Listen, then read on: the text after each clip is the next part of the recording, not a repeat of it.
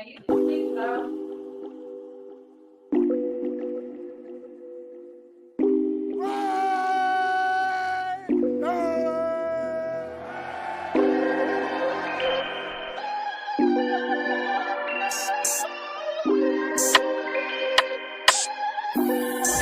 Raider way, or the Raider tenets of commitment to excellence, just win, baby. Once a Raider, always a Raider. To the back, and he's caught! There for the touchdown!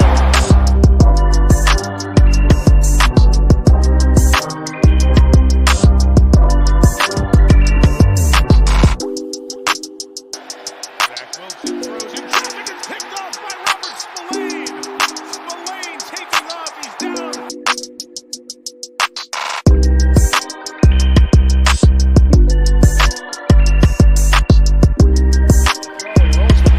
He's in a little bit of trouble, but Adams gets him out of it. He got free in the secondary to the 23-yard.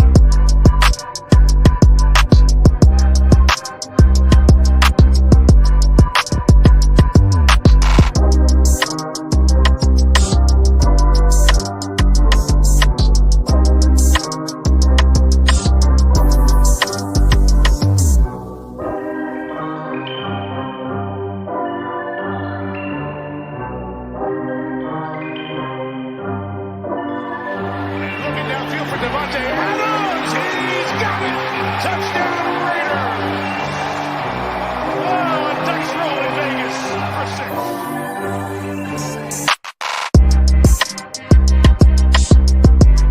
The Raiders at the 40-yard line, and O'Connell wants to take a deep shot. And he's got Trey Tucker out there. Tucker diving, and he makes the catch inside the 10.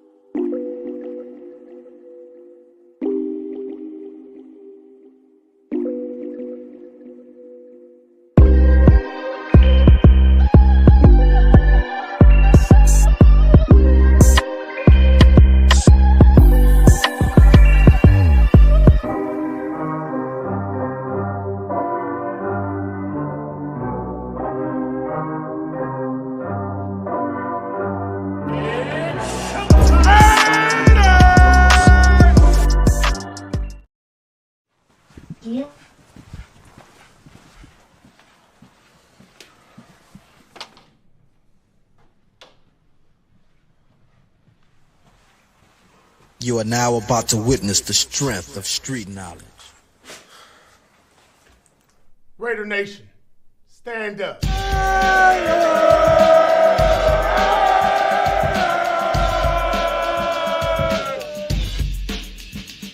out of Compton, crazy motherfucker named Ice Cube. From the gang called niggas with attitude. When I'm caught, 5 yards deep, this is safety. The safety by Crosby. You too, boy, if you fuck with me. The police are gonna have to come and get me off your ass. That's how I'm going out. For the punk motherfuckers that's showing out. Intercepted. Good night. Going off on the motherfucker like that. With a gat that's pointed at your ass.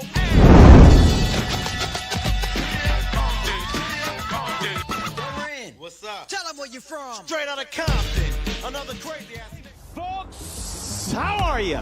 Welcome inside Allegiant Stadium to Sunday Night Football and the home opener for the Las Vegas. Hey, real quick, just stay where you are. You don't need to move. Hey, we talked about a f***ing blank piece of paper. First half's over. You know what I'm saying, right? This is going through that same mentality, that same energy, the same focus, attention to details, and listen, all gas, no brakes. And looking downfield for Davante Adams. He's got it. Touchdown. Nothing left out is not available at present. Please leave your message after the beep. Yeah, trendsetter. Whoa, league of my own, it don't get better. No. It's cool when they do it. It's the problem when we do it. Yeah, hit it dead center. Hit it dead center. Full bullseye, hit it the most, is no misses. Something like fish in a barrel, it's no different. Blindfold on me, I still got the most vision. Trendsetter told them before, but they don't listen. Better, bring a better bad because I'm bigger, better. Solo, single, selling several shows at every single second. Peter Piper picked a peck of pickled peppers. Kinda came and crushed the competition, hope they get the message. Look, living it fast, spinning my M&M bag. I never go slow, thinking I'll crash. End up a thing in the past, they know I won't though. Big fish catching me, they gon' need a bigger boat. Ironic how the world stops when I spin a globe. Since Tay knows history, Tay's really good at history. He said last week we was on the wrong side. Well, this week, goddammit, we're on the right side. 63 points, franchise goddamn record.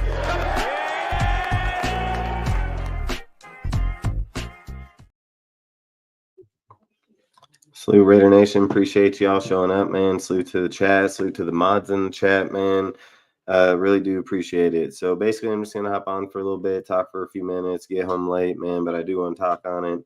And not going to be on here for very long. Just want to talk on a few points here, though. But so basically here last week, I think it was on Thursday, I made a live on the 28th, and I basically stated the second that I heard about the injury, I called bullshit instantly, and I said that they were going to trade this fool. I said he's coming up, he's going to get traded.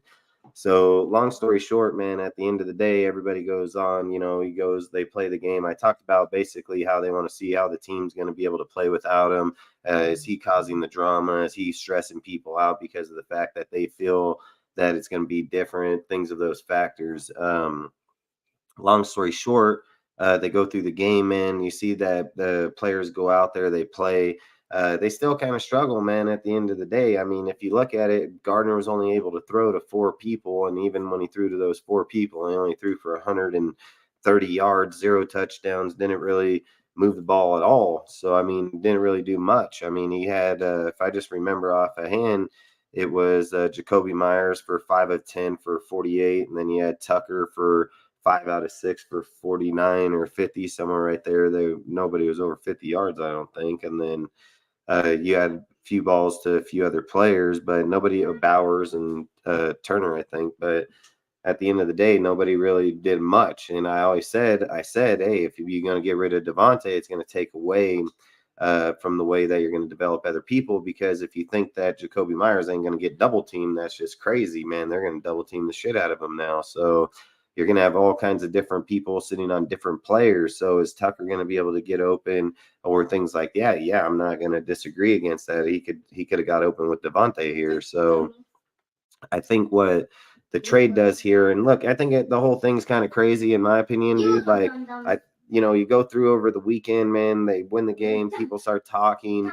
I guess a Sports Illustrated post popped up, and then AP ended up liking that post. I guess hours later he did unlike it because maybe he didn't mean to like it and so on. But then it escalates out into a whole bigger deal. But look, at the end of the day, I've heard that it's even more personal. Like I've heard that the minute that Tom Telesco got here, he actually wanted to trade Davante right away. So I've heard that it wasn't just something that happened right here, right now. It was something that obviously pushed the moment to be able to push it forward. But at the same time, from what I've heard is that Tom Telesco wanted to get rid of Davante and his contract right away. He didn't want to wait around on it. He didn't want to sit here and go through the whole year or try to find trade partners, things like that. He actually wanted to try to move him in the beginning, but he didn't want to cause controversy with Raider Nation and so on of him getting here and wanting to move him. So he just let it play out. And then so it just so happened that it ended up playing out like this, where injury supposedly came about after a meeting. You still have Michael Mayer, which I think I'm going to talk about him here in a minute too. You have certain people where I told all of you guys, I said, if you keep people like these guys on, you're going to suffocate the production of people like Tucker or people like Bowers. I've said, why would you take away snaps from Bowers when he's basically our Kelsey? You want to feed the guy as many balls as possible. He's a very elusive person. He plays football at a crazy level. But I've told you all, I believe Gardner Minshew is most definitely the problem here, dude. Like, I don't give a shit what anybody thinks about that. I've said it from day one, and I'm going to stand pat on that shit because this guy is horrible, dude. Fucking 130 yards, 14 out of 24, fucking nothing like that. That's a horrible game. It's hell bad. It's horrible. It's not even close to being good. It's like Pop Warner horrible, you know? So, I mean, shit, there's high school kids getting more than 130 yards in a game. So I think that's pretty fucking bad. And I've said this and I mean it. If Derek Carr was on this team, man, and he got 130 yards in a game, boy, you guys would have took out the cross, stuck it in the ground, and crucified him right then and there on the cross. You know, if you're going to hold standards here, man, when we're comparing quarterbacks or people, it doesn't matter about people's feelings. I've told you guys that from the day I've started DSR. Nobody cares about your feelings, man. At the end of the day, it's about holding equality. You can't sit here and say, this dude go out, ball out, put up fucking multiple touchdowns a game, a bunch of yards, balled out with every court or every wide receiver, every tight end that's ever come in that dude's hands for the Raiders. Every fucking guy he never had an issue with, never had a problem behind any line that we were here. Gets sacked 52 fucking times in a year, 52, 56, somewhere in there.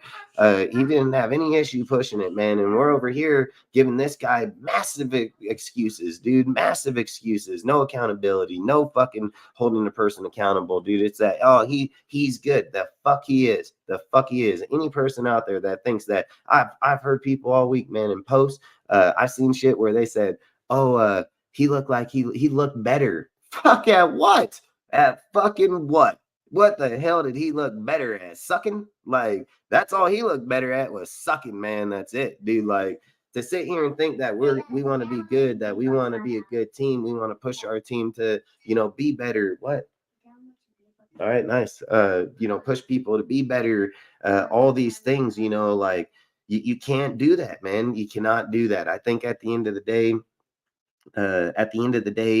if we want to be a winning team with this lineup, with this roster, with the line that we have, it has to be Aiden, man. I don't fucking care what anybody thinks. Aiden will stand in the pocket. He will deliver the ball to an open player. He will not get afraid and run away. He will not sit there and say, oh, man, can't get the ball out of here. Is he going to take a sack or two? Fucking A, he will, but he ain't going to sit there and cry about it. He's going to hop right back up and probably push the ball right back downfield, dude, just like he's had every fucking time he's been out there. And even last year, dude, like, I don't understand where people say he's gonna get sacked. He can't stand back there. Fucking guy does it every time. So I don't know what people out there, are they mental? Are they just mental? They don't know how to watch the tape. They don't know how to study tape.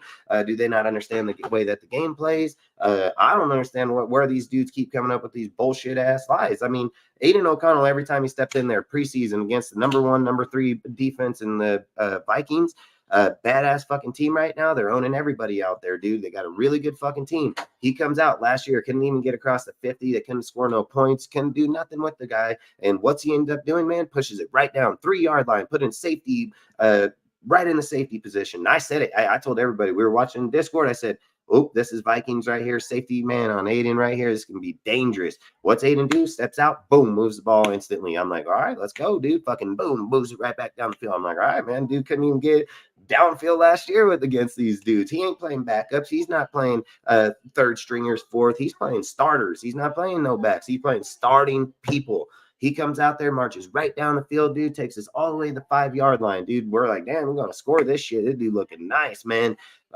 Andres Peak gives up that left tackle deal. He gets sacked. Boom. Fucking what it is. All right, that's preseason. No one really gives a shit about it. That's not Cole Miller. And even if it was, he probably gave up the sack because he's given up 5 of them already. But he's still doing good now. But long story short, that kind of shit happens. So you can't just sit there and be like, well, he sucks like that, right?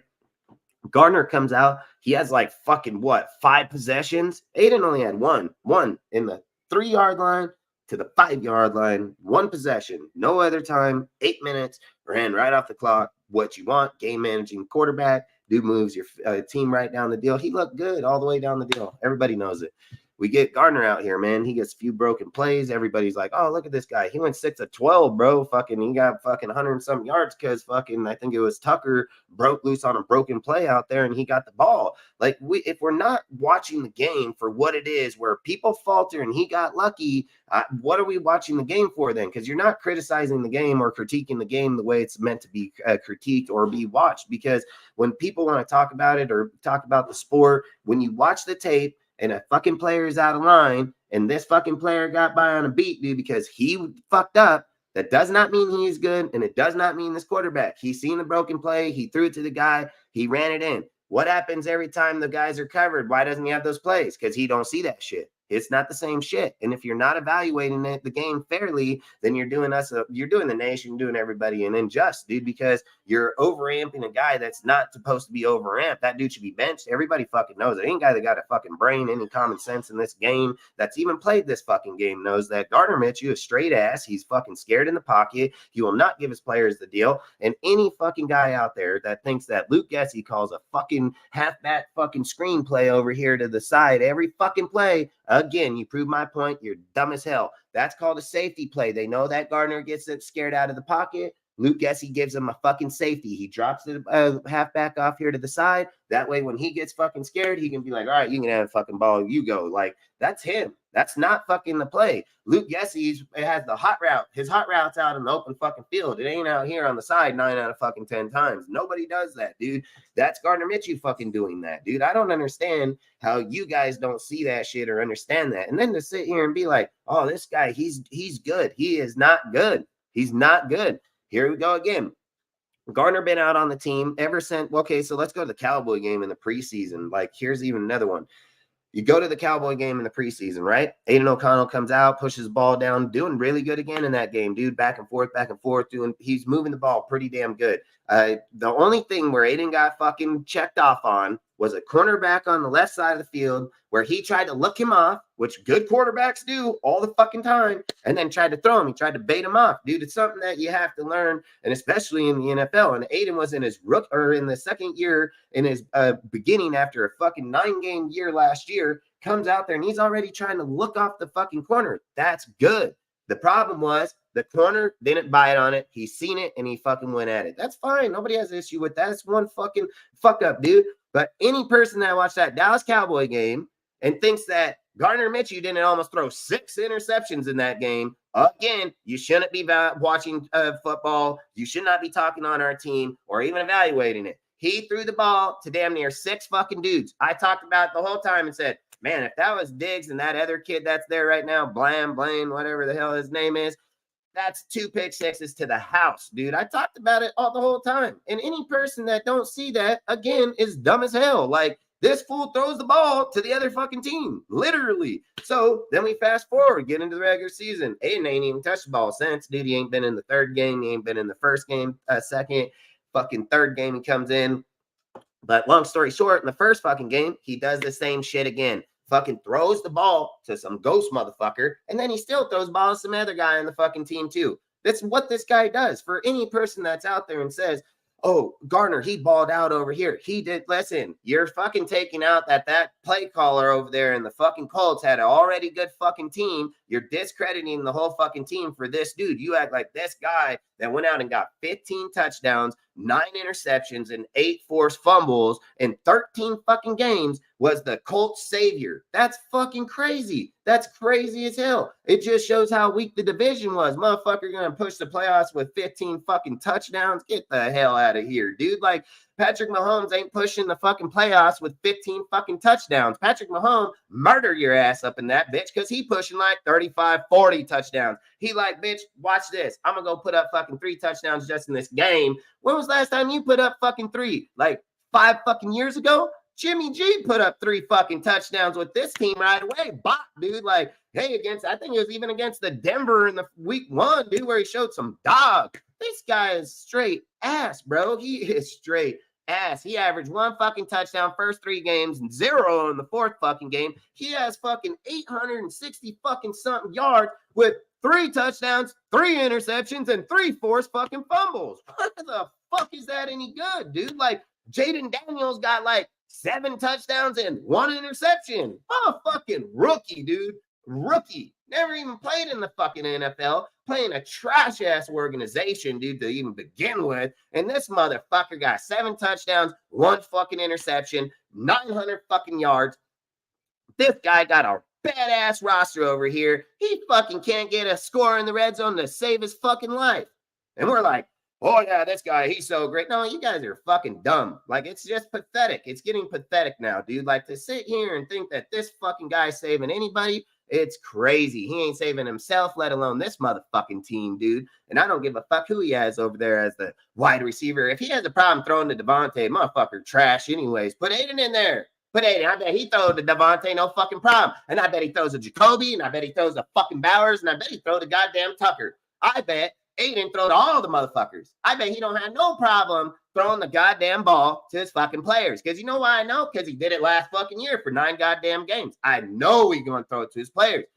This motherfucker, he can't throw to nobody. He can't throw to nobody. He can't throw to a superstar, Hall of Fame motherfucking guy. Good, I get it. Davante cries fucking good. I mean, everybody sees that right now. He's just crying ass motherfucker. But again, he can also get open. He can also take a 5-yard play and turn it into a motherfucking touchdown 80 yards downfield. He has a talent that not any one of these fucking guys possess on here, and he's a phenomenal route runner, dude. Not even Jacoby Myers himself is even on his level, dude. Like, Davante has route running like fucking Jerry Rice. It's very rare for the things they can do.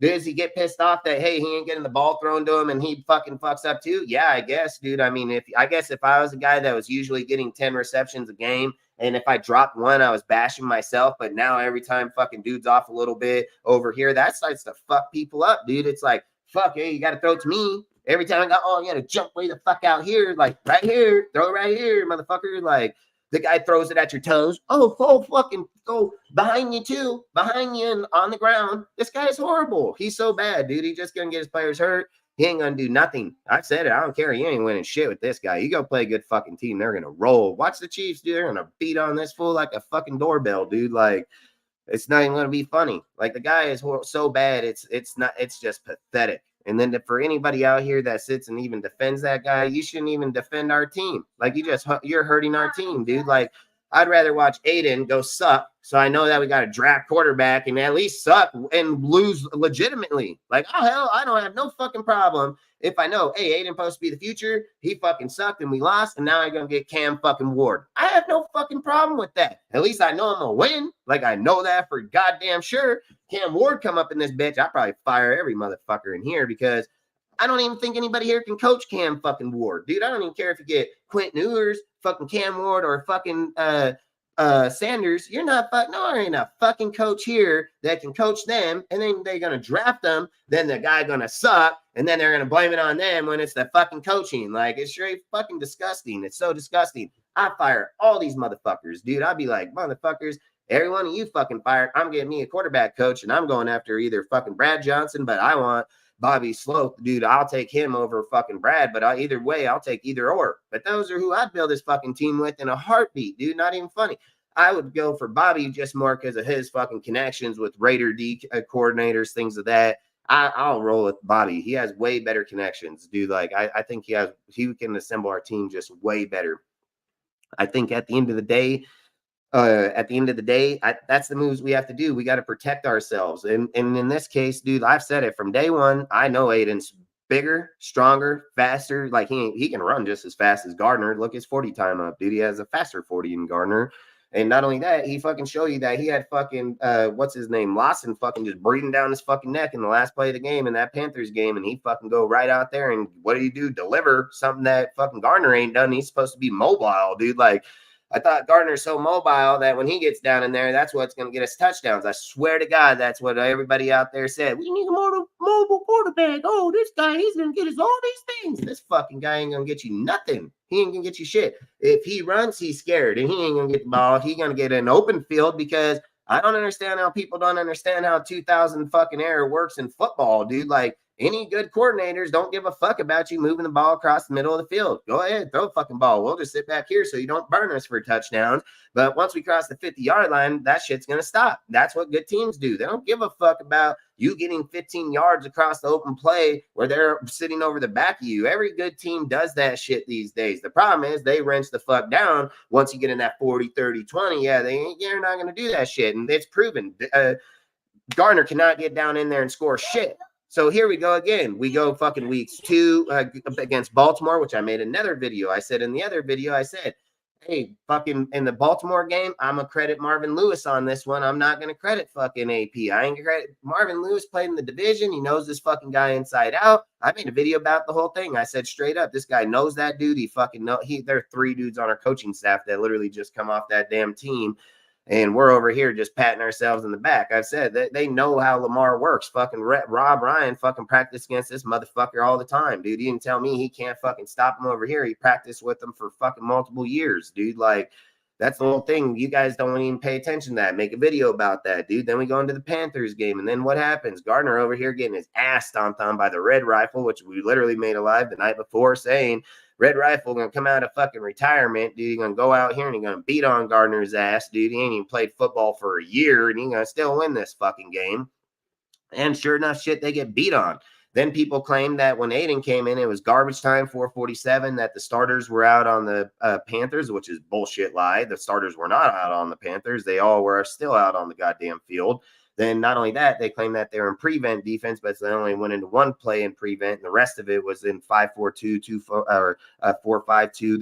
They were all over the fucking place, dude. They did not run prevent defense. And I even say, get down in the red zone. They're not fucking running prevent defense. They're blitzing motherfuckers the whole time. And again, like I said, Clowney sat fucking Aiden in the second play of the fucking deal. And then it pushed it into a fourth down, and Aiden completed the fucking fourth down and kept pushing the ball all the way down the fucking deal, and still right in the fucking deal with Lawson, because I know they took the starters out and I know they weren't fucking playing their people and it's garbage time, but 94 and Lawson are just fucking pumping right down your fucking neck. And that's garbage time results, right? Yeah, no, the fuck it's not. And Aiden still, what did Aiden do? He pump faked that fat fuck right on the fucking line. He said, "Nuh-uh, bitch, fucking pump fake that bitch." He had to stop to fucking go low, and Aiden turned around and said, "Fuck you," and took off. And not only when he took off, he knew this motherfucker was behind him. He already seen him when he turned, and he was just like, "Yep, there's Tucker." What? Fucking still gets tackled and still throws the ball fucking, what was it, like 15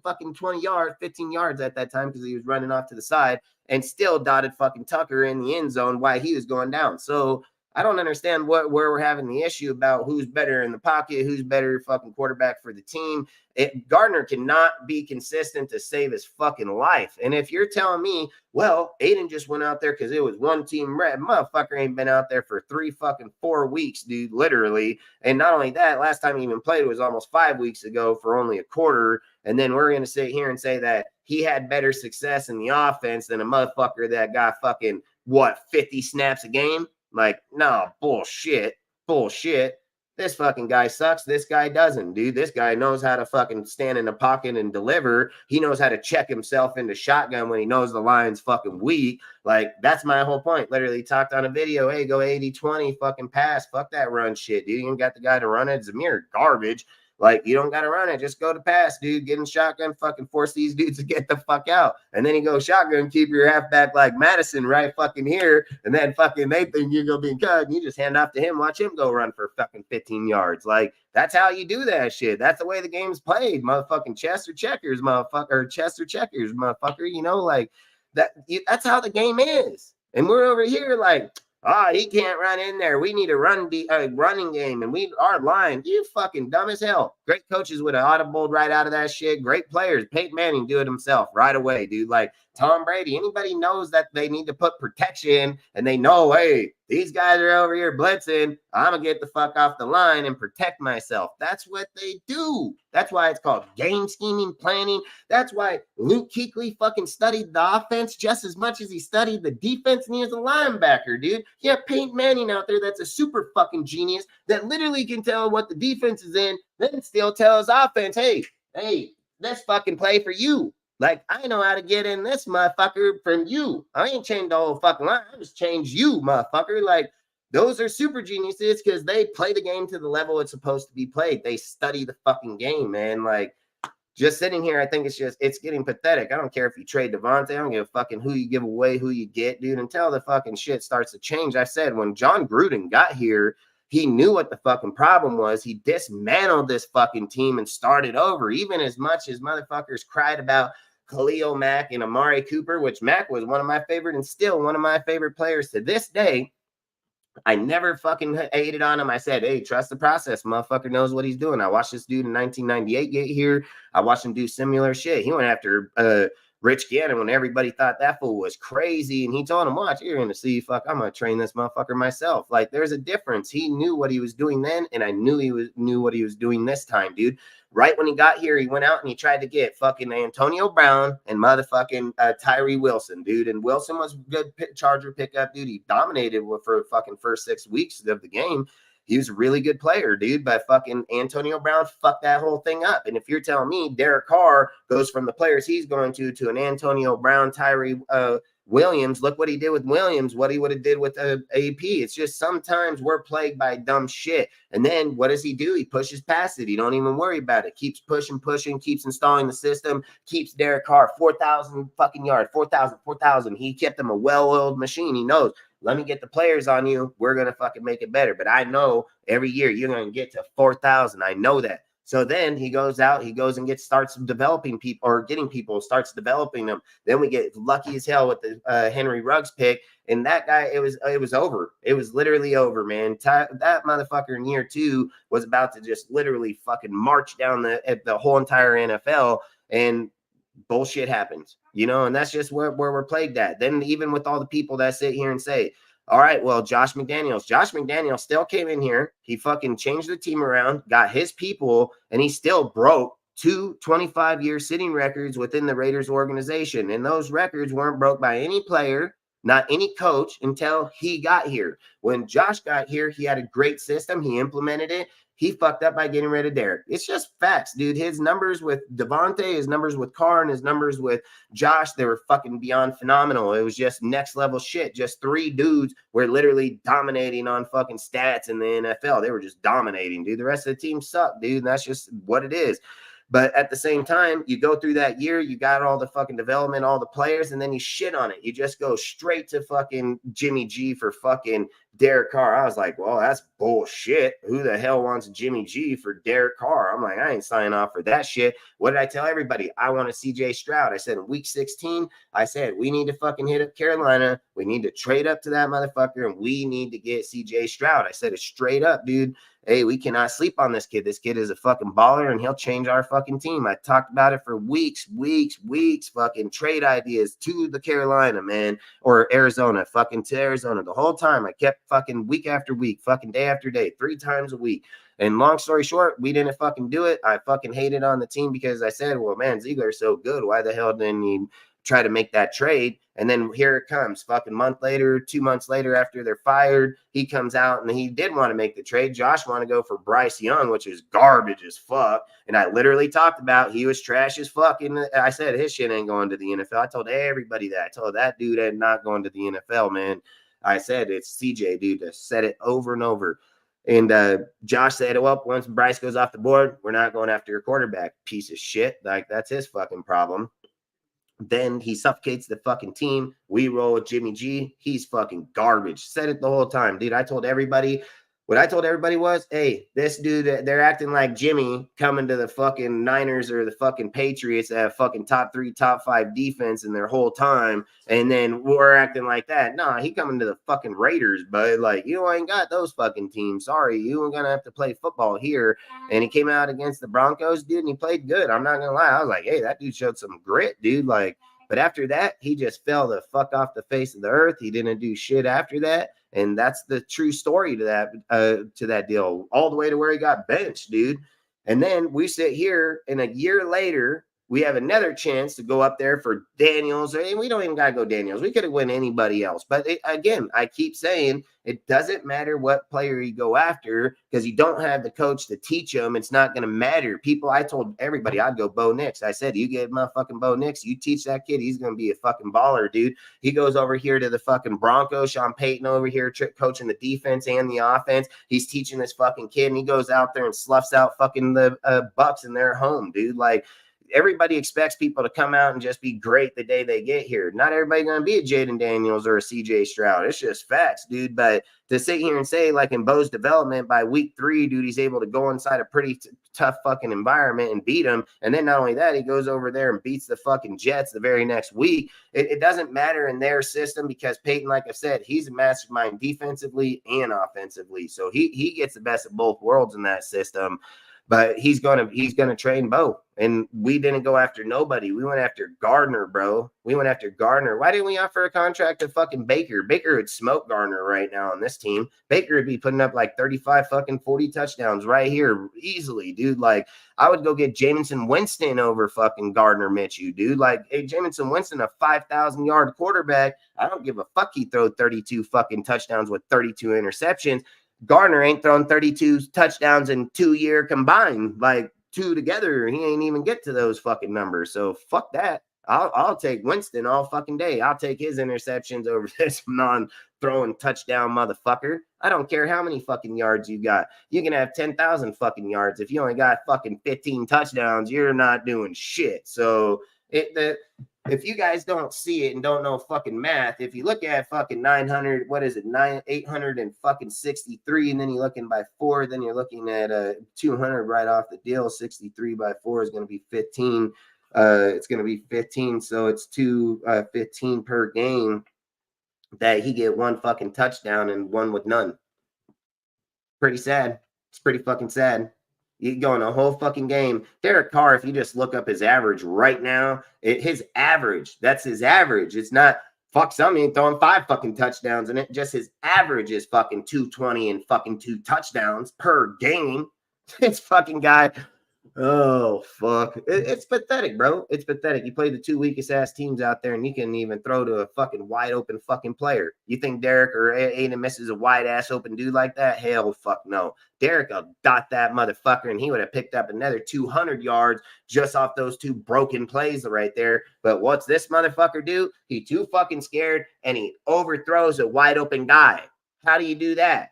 How do you overthrow the fucking wide open guy? But when the motherfucker's covered and run down, you can't. You hit him right on him. Like, I don't understand that shit, dude. Like, again, if we're not holding the motherfucker that we had before him to the equally of what we get here right now, we're crazy, bro. Like, we are straight crazy. Like, Gardner's bullshit. He's trash ass motherfucker. I don't care what anybody thinks, dude. Like, he is horrible. But long story short, I'm going to sit here and keep bashing the guy because he's just shit. But long story short, at the end of the day, I would most definitely play Aiden. Most definitely behind this line, behind this team. Aiden, 100%. Trade Davante. I don't really give a fuck. And Aiden going to ball out with our players. It's just who he is, dude. It's what he's always done. But to imply that Gardner has done this shit, no, he has not. You guys don't even know who he is. You keep claiming this guy to be somebody he's not even fucking been. He balled out in his first year, 21-6 with Jacksonville, and he's drafted. Then following year, he ended up losing his job, and people are sitting there saying it was under Urban Meyers when it wasn't. It was under that Doug Maroney fucking dude. And then fucking long story short, after that, he ended up going to Philadelphia where he sat behind Jalen for 2 fucking years. Then he goes over and he only got like 300 and 400 yards in both those years as backup. Then he goes over to the Colts in the fucking, year 5. And then he's with the Colts in year 5. He didn't even win the job against Anthony Richardson, which is like, 3 fucking touchdowns to 7 interceptions right now. Fucking trash ass dude. He couldn't even beat him out, and he even had an injury. He was hurt. And then fucking not only did that rookie beat this trash fucking quarterback, dude, he beat his ass hurt. And then he got hurt in the game, and then they had to bench him for the year. So Gardner didn't win shit. Gardner did not even beat out this broke-ass player, and he gets the fucking job, right? So then he goes out there, and people are like, oh, man, it's Gardner, it's Gardner. Oh, he got good-ass players on the fucking team, but we're not going to count for any of them. We're not account for none of them players, but it's Gardner, right? So let's not account for, Taylor and fucking Pierce and fucking Pittman and fucking Downs and all these motherfuckers, right? Let's not count for none of them, but we're going to count for this trash fucking quarterback that got 3,400 yards, 15 touchdowns, and 9 interceptions and 8 forced fumbles, right? That's what we're going to count on. What the fuck? No, I'm not. I knew right there. Nah, trash. Yeah, fuck. I'll take Ryan Tannehill. I don't even like Tannehill. I think Tannehill's so garbage. He got a better career than this motherfucker. He got way better career than this fucking guy, but we don't go after Tannehill. We go fucking Gardner's bitch ass, dude. Like, where? What fucking country? What fucking reality does that? Hell, I'm gonna give you guys even better shit, right? After year 2, when he was in Jacksonville, and everybody thought he was so good. Why didn't the motherfucker just sign him to be or starting quarterback? He don't get signed for starting quarterback for 3 fucking years. 3 years. There was not a desperate fucking team in the whole NFL because this guy's so good that they were like, yep, let's go get this fucking guy, right? No, fuck no. Not a team, not even the Browns, not nobody, not Jacksonville, not any garbage team. Nobody did. Hell, even when their team got injured, they weren't like, hell, let's go get Gardner and bring him here so he can go win. They went after dudes like fucking Huntley and fucking, what's that other trash motherfucker that went to a fucking playoff team last year and got murdered on? I mean, come on. I mean, if we're not noticing that dudes of lesser talent of this guy got picked over that motherfucker, I don't know why we're over here praising the fucking guy. And again, it just tells me, no, they don't watch the NFL. They don't know teams. They don't know fucking deals. They just know what players are on the Raiders. That's what they know. And they don't know shit about anything else, dude. It's just facts. I mean, they don't study any fucking teams. They make up bullshit lies. They're always talking the bullshit. It's always bullshit. They say, oh man, if Aiden got behind the line, he's going to get sacked 15 times in the game. Sure, he got sacked by Clowney once and then marched down Clowney's face the rest of the game. And not only did he get sacked by Clowney, but if you watch the motherfucking play, the next one, he baited Clowney right off the edge, dude. He fucking sat in that back. He knew Clowney was coming off that side like a motherfucker. And what did Aiden do? He just stepped right up in front of that tackle. Clowney ass went right on by, and he said 19 fucking yards downfield, bitch. That's what Aiden fucking did. See, Aiden ain't fucking dumb. He's very educated. Motherfucker knew Clowney came off that bitch. He was pressing heat on there in the second play, and he was like, nope, I'm gonna play you. I like the fiddle in the next play. And Aiden fucking burned him. Like, that's the shit you guys aren't even fucking paying attention to. And then not only that, I straight fucking tagged Gardner Minshew in the video on my motherfucking Instagram and said, this is how you work the fucking pocket, bro. Like, take lessons. This is how you work the fucking pocket. If everybody was so confident in Gardner, why by week 3 where that coach already decided, like, we got to talk with the team? That's not confidence as me. You put a fucking captain patch on the motherfucker. I'm pretty sure you're not going to be telling Aaron and fucking Purdy and all these other motherfuckers, oh, we're going to go talk with our team. No, the fuck you're not. You're playing with them the rest of the year until that motherfucker get hurt, dude. Like, no, it tells you right there. But none of our fans see that shit. They're too fucking blind. They're Twitter fucking bait motherfuckers. See, I talked about Davante getting traded before any Twitter fucking deal out there. And you know what people told me? Source. Well, my sources, I know fucking football, and you stupid fuckers don't. You got to wait till fucking Twitter and Instagram fucking pops off a fucking post so you can be like, oh, he's trading. They're trading. Oh, you're going to trade him now. But a week before that, oh, they would never do that. They're never going to trade. No, this guy, he's a fucking Raider, man. Fucking Raider. That's all you guys do is just dick suck players, dude. I said it day one. My biggest issue with Raider Nation is every time a player come in here, they just dick suck the fuck out of him. No credibility, no nothing. You just blow this fucker like he's some king in a fucking bathroom, dude. It's insane. It's just insane. But at the end of the day, we got players over here that can be developing, that have a quarterback that can most definitely help them develop. But we want to keep just thrashing on them and with Gardner, right?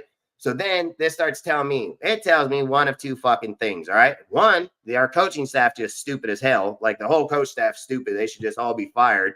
Or two, they know Gardner sucks and they just want to tank intentionally. So they're going to get these broken games. The difference is AP ain't going to fucking do like fucking that. He's not going to do like Josh did and have Carr in there and fucking go win games intentionally. They know Gardner ain't winning shit. They know that damn well. And maybe that's why they don't want to put Aiden in that motherfucker, because Aiden will check down the fucking play on the line. He'll fucking change the shit up and go. Aiden only played one fucking rep in real football this year. He was making audibles on the play. Gardner been in the game for 4 fucking weeks in a row. What audibles he make on the play? One fucking time in this last game, dude. He fucking finally called a change on the fucking line. Why did it take him 4 weeks to be able to make an audible change on the fucking line when Aiden ain't even been in the game for 4 weeks? Come right in and make audible change right on the bitch right off the get-go. But Aiden don't know the team, right? That's what everybody say. Oh, Aiden don't know. He's too bad. Bullshit. The tape don't fucking lie. Just like I told Sanja, dude.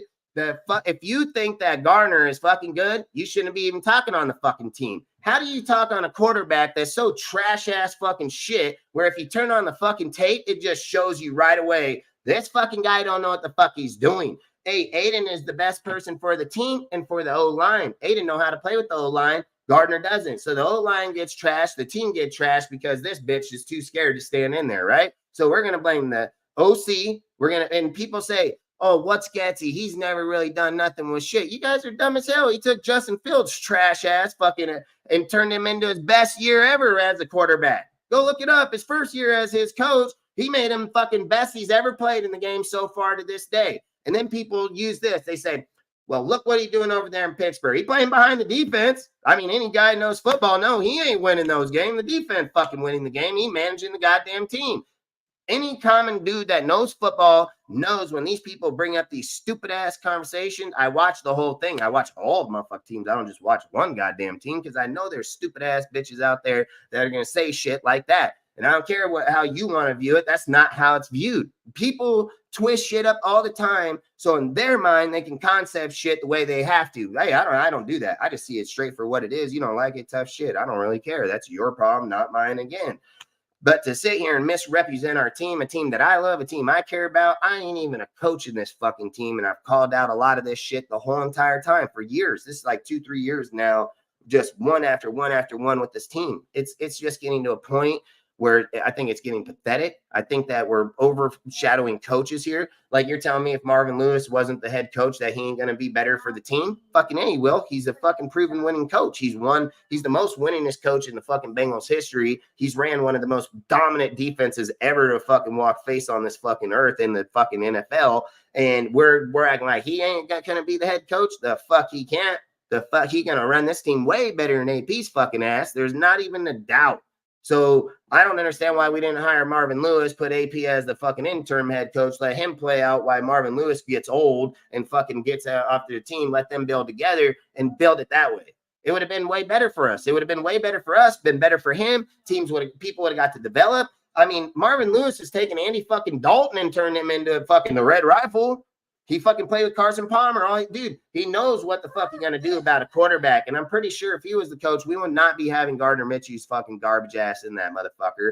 And again, it just leads me back to say we're tanking. Like, it's a physical tank, dude, when you just have trash-ass quarterback and you got a kid that literally everybody claims all the opposite of him. But the minute he gets inside the line, he goes right down the field. And the other thing I hate is, dude, where you get content creators, again, that like our Sanja that say, I'm an O-lineman guy. I know how, when I look at these things, I see these. Listen, if you claim to be an offensive lineman coach or a fucking evaluator, I do not know how you do not see that Gardner being in the pocket versus Aiden being in the pocket and Gardner holding onto the ball for 3.7 fucking seconds and still can't get the fucking ball off. He's the 17th ranked quarterback with the 20th ranked efficiency. He's trash. He's fucking trash. And then you get Aiden in the motherfucker. He in there for like 2-4, fucking 3. What the fuck? What fucking tapes are you watching, bro? Like, how do you justify give this guy more time when the guy already here got the time and he can play in the line right now? I don't understand it. If he has 3 dudes open in the middle of the field and he's not running away, guess who's getting the ball? One of them 3. If Gardner run away, one of the 3 don't get shit. They don't get a fucking thing. So I don't understand how you're going to look at that, how you're going to see that. It's just facts. It's just facts. And if people don't see it, they should not watch football. They should not talk about the team. They should not evaluate our fucking team. And anytime somebody brings in that one player is this or one, no, you're fucking bullshit. I've never disvalued any fucking person in any fucking of our team. Not one time. I've never held any bias to any fucking player to begin with. And I've only talked straight factual shit about motherfuckers that work. Now, it's pretty sad that if somebody comes in somewhere and says, oh, you're biased about Gardner. Okay, show me where I'm wrong. Show me where the fuck I'm wrong. I got all the time in the fucking world. Show me where the fuck I'm wrong. Show me where this guy's so fucking good. 830, 860, fucking 3 touchdowns, 3 interceptions, and 3 forced fumbles. That's good. That's good, right? You're fucking dumb. You shouldn't talk on our fucking team. You shouldn't even fucking put the word Raider in your fucking mouth, dude. Like, literally, dude. Like, can't come in here and say someone biased. I'm not biased over a trash-ass player. I've come up with only facts. I've come up every conversation. I literally just spoke on this trash motherfucker for the last hour, I've literally brought up every fucking fact of where he played, where he was, what he's done. How is that fucking bias? It's factual truth. I mean, motherfuckers that say shit like that, you know that motherfucker's stupid. You know he's stupid. You know he's uneducated, and he's the biased motherfucker. It's just facts, dude.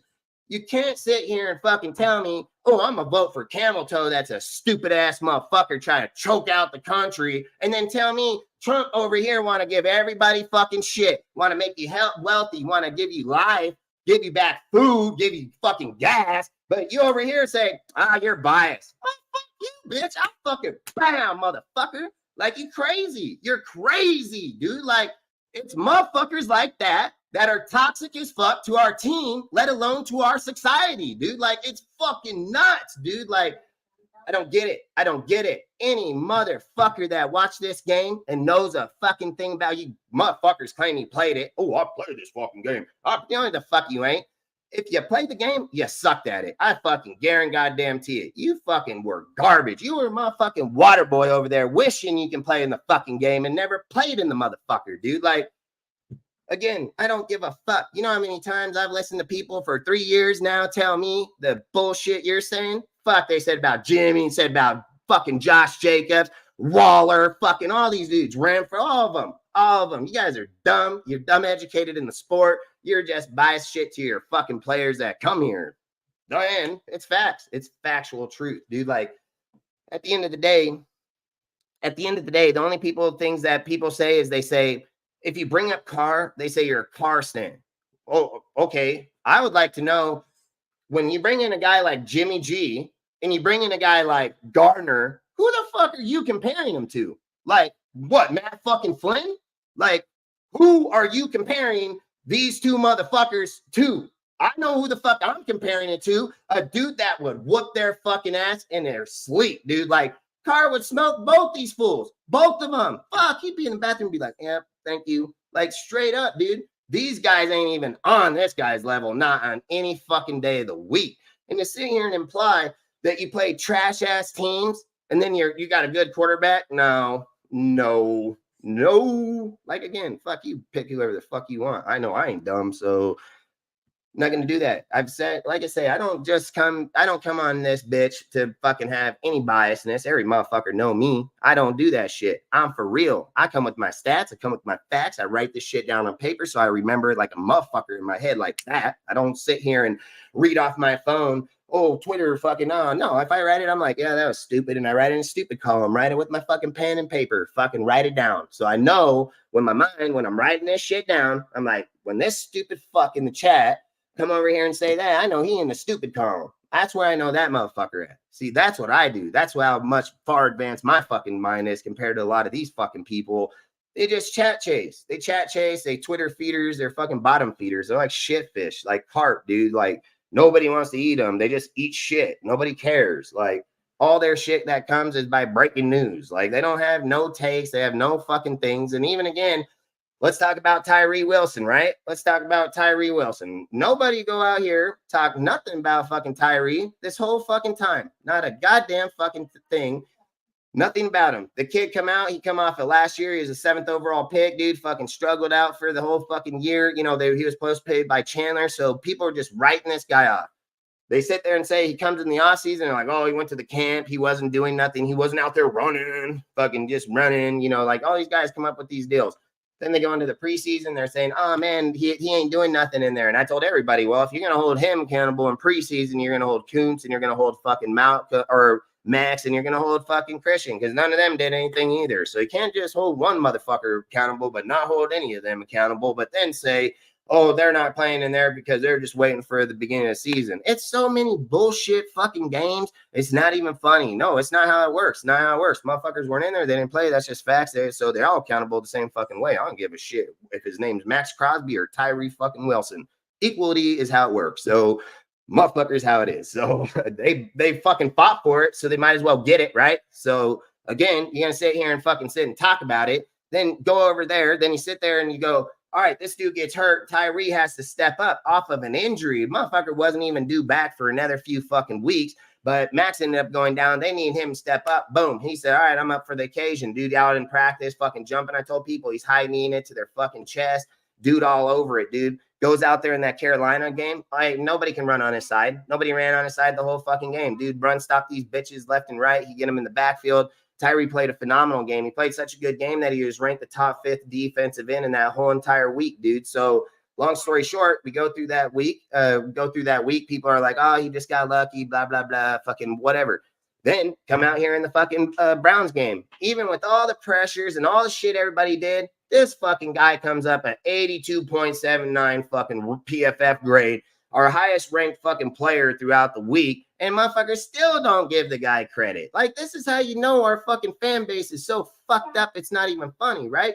If I do something on YouTube and I say a player or I say something, they say, okay, if you were wrong, you're going to eat crow, right, Dustin? They would message me this shit because they're fucking demented, weird fucking people. You're going to eat crow, right? Yeah. Why ain't you motherfuckers eating crow right now? Get your fucking YouTubes up. Get your fucking channels up. Fucking eat your fucking crow, motherfucker. This dude been on top of his shit 2 weeks in a goddamn row. Not a motherfucker talk about him. Not a motherfucker out there talk about him, talk about how well he's doing. Fuck, hey, people are down. We're over here talking up Snowden in one fucking play, but Max or Tyree been balling out every play. Literally would have murdered fucking Watson in the backfield if that fucking Jones didn't grab him right by the fucking neck coming by, because he knew he fucked that shit up. And even when he grabbed him right by the neck, Tyree still blew off him and damn get him. So, like I said, I don't know how you guys are so fucking gay, it's not even funny. Like, the Raider fan base is just gay. Like, they're fucking straight homos, dude. Like,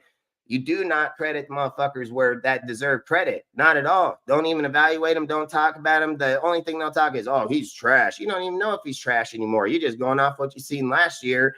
You don't evaluate the team. You don't evaluate players fairly. So when you're talking contents of people, you're talking about past tense, not now. It's just crazy, dude. And then I'm asked to eat crow, which I tell them all to fuck off because I know football way more than a lot of these fuckers will ever know in their life. And long story short, I ain't seen a guy here. I did. I said Tyree had one of the worst fucking foot injuries in all football. I said he was sitting behind, supposed to play behind Chandler. So for him to even get on the goddamn field, it was just amazing to even begin with, because he wasn't even due on the field till mid-season, which was already talked about. When would I do reporting? I don't know. Maybe tomorrow. Don't talk shit on your game and you won't be. All right. Hey, you guys got it. That's what it is. So adios. Well, that's your deal. All right. I don't care.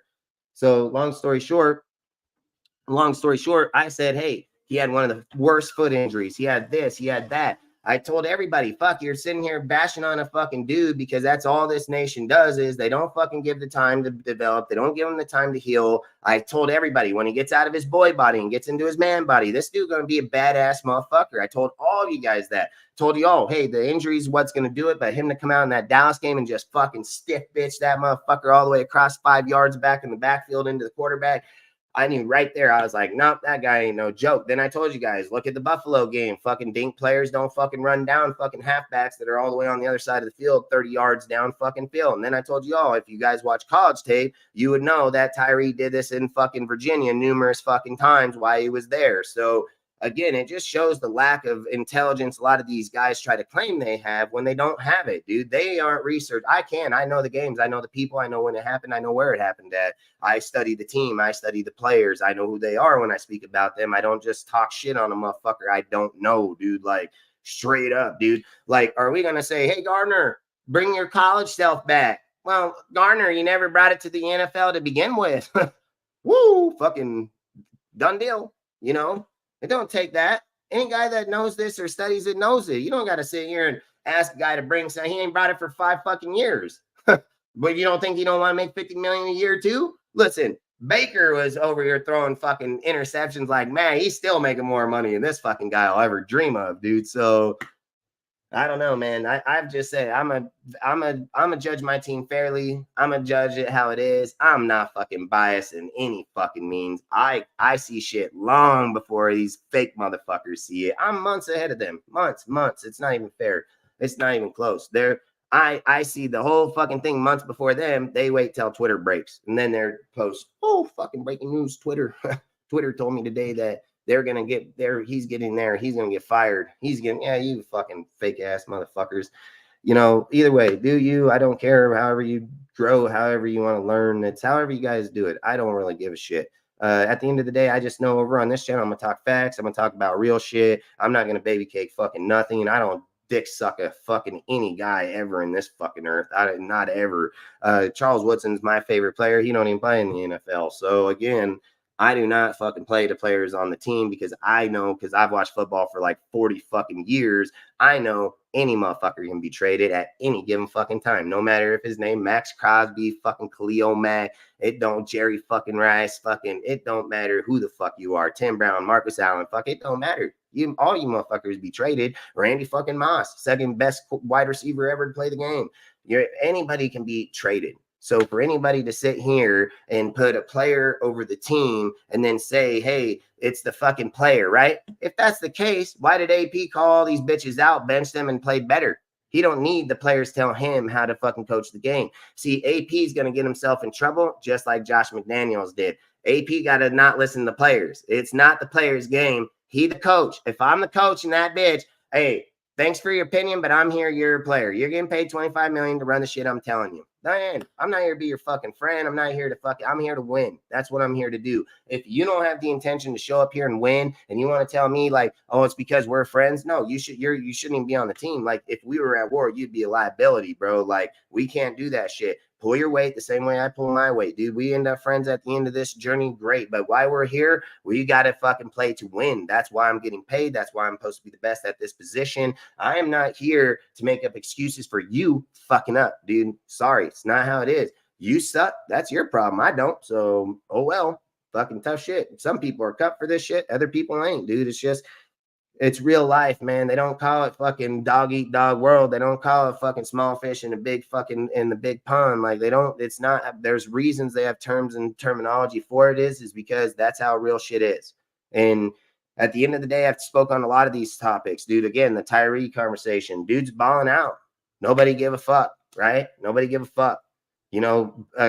Snowden's playing good football. There's no doubt about it. I really like the guy, and I do believe he should take the snaps over Robinson. I think he does show up in big moments, and he's been doing it the whole time. So that's pretty easy conversation. But to give clout to Snowden that's not even putting up PFF grade on the point of our best player on the team, it's insane. It's just fucking insane. So to me, I'm not going to give credit to a dude over a guy that deserves it. It's just plain simple facts. I've said it even on the Sunday podcast when we did our Sunday show.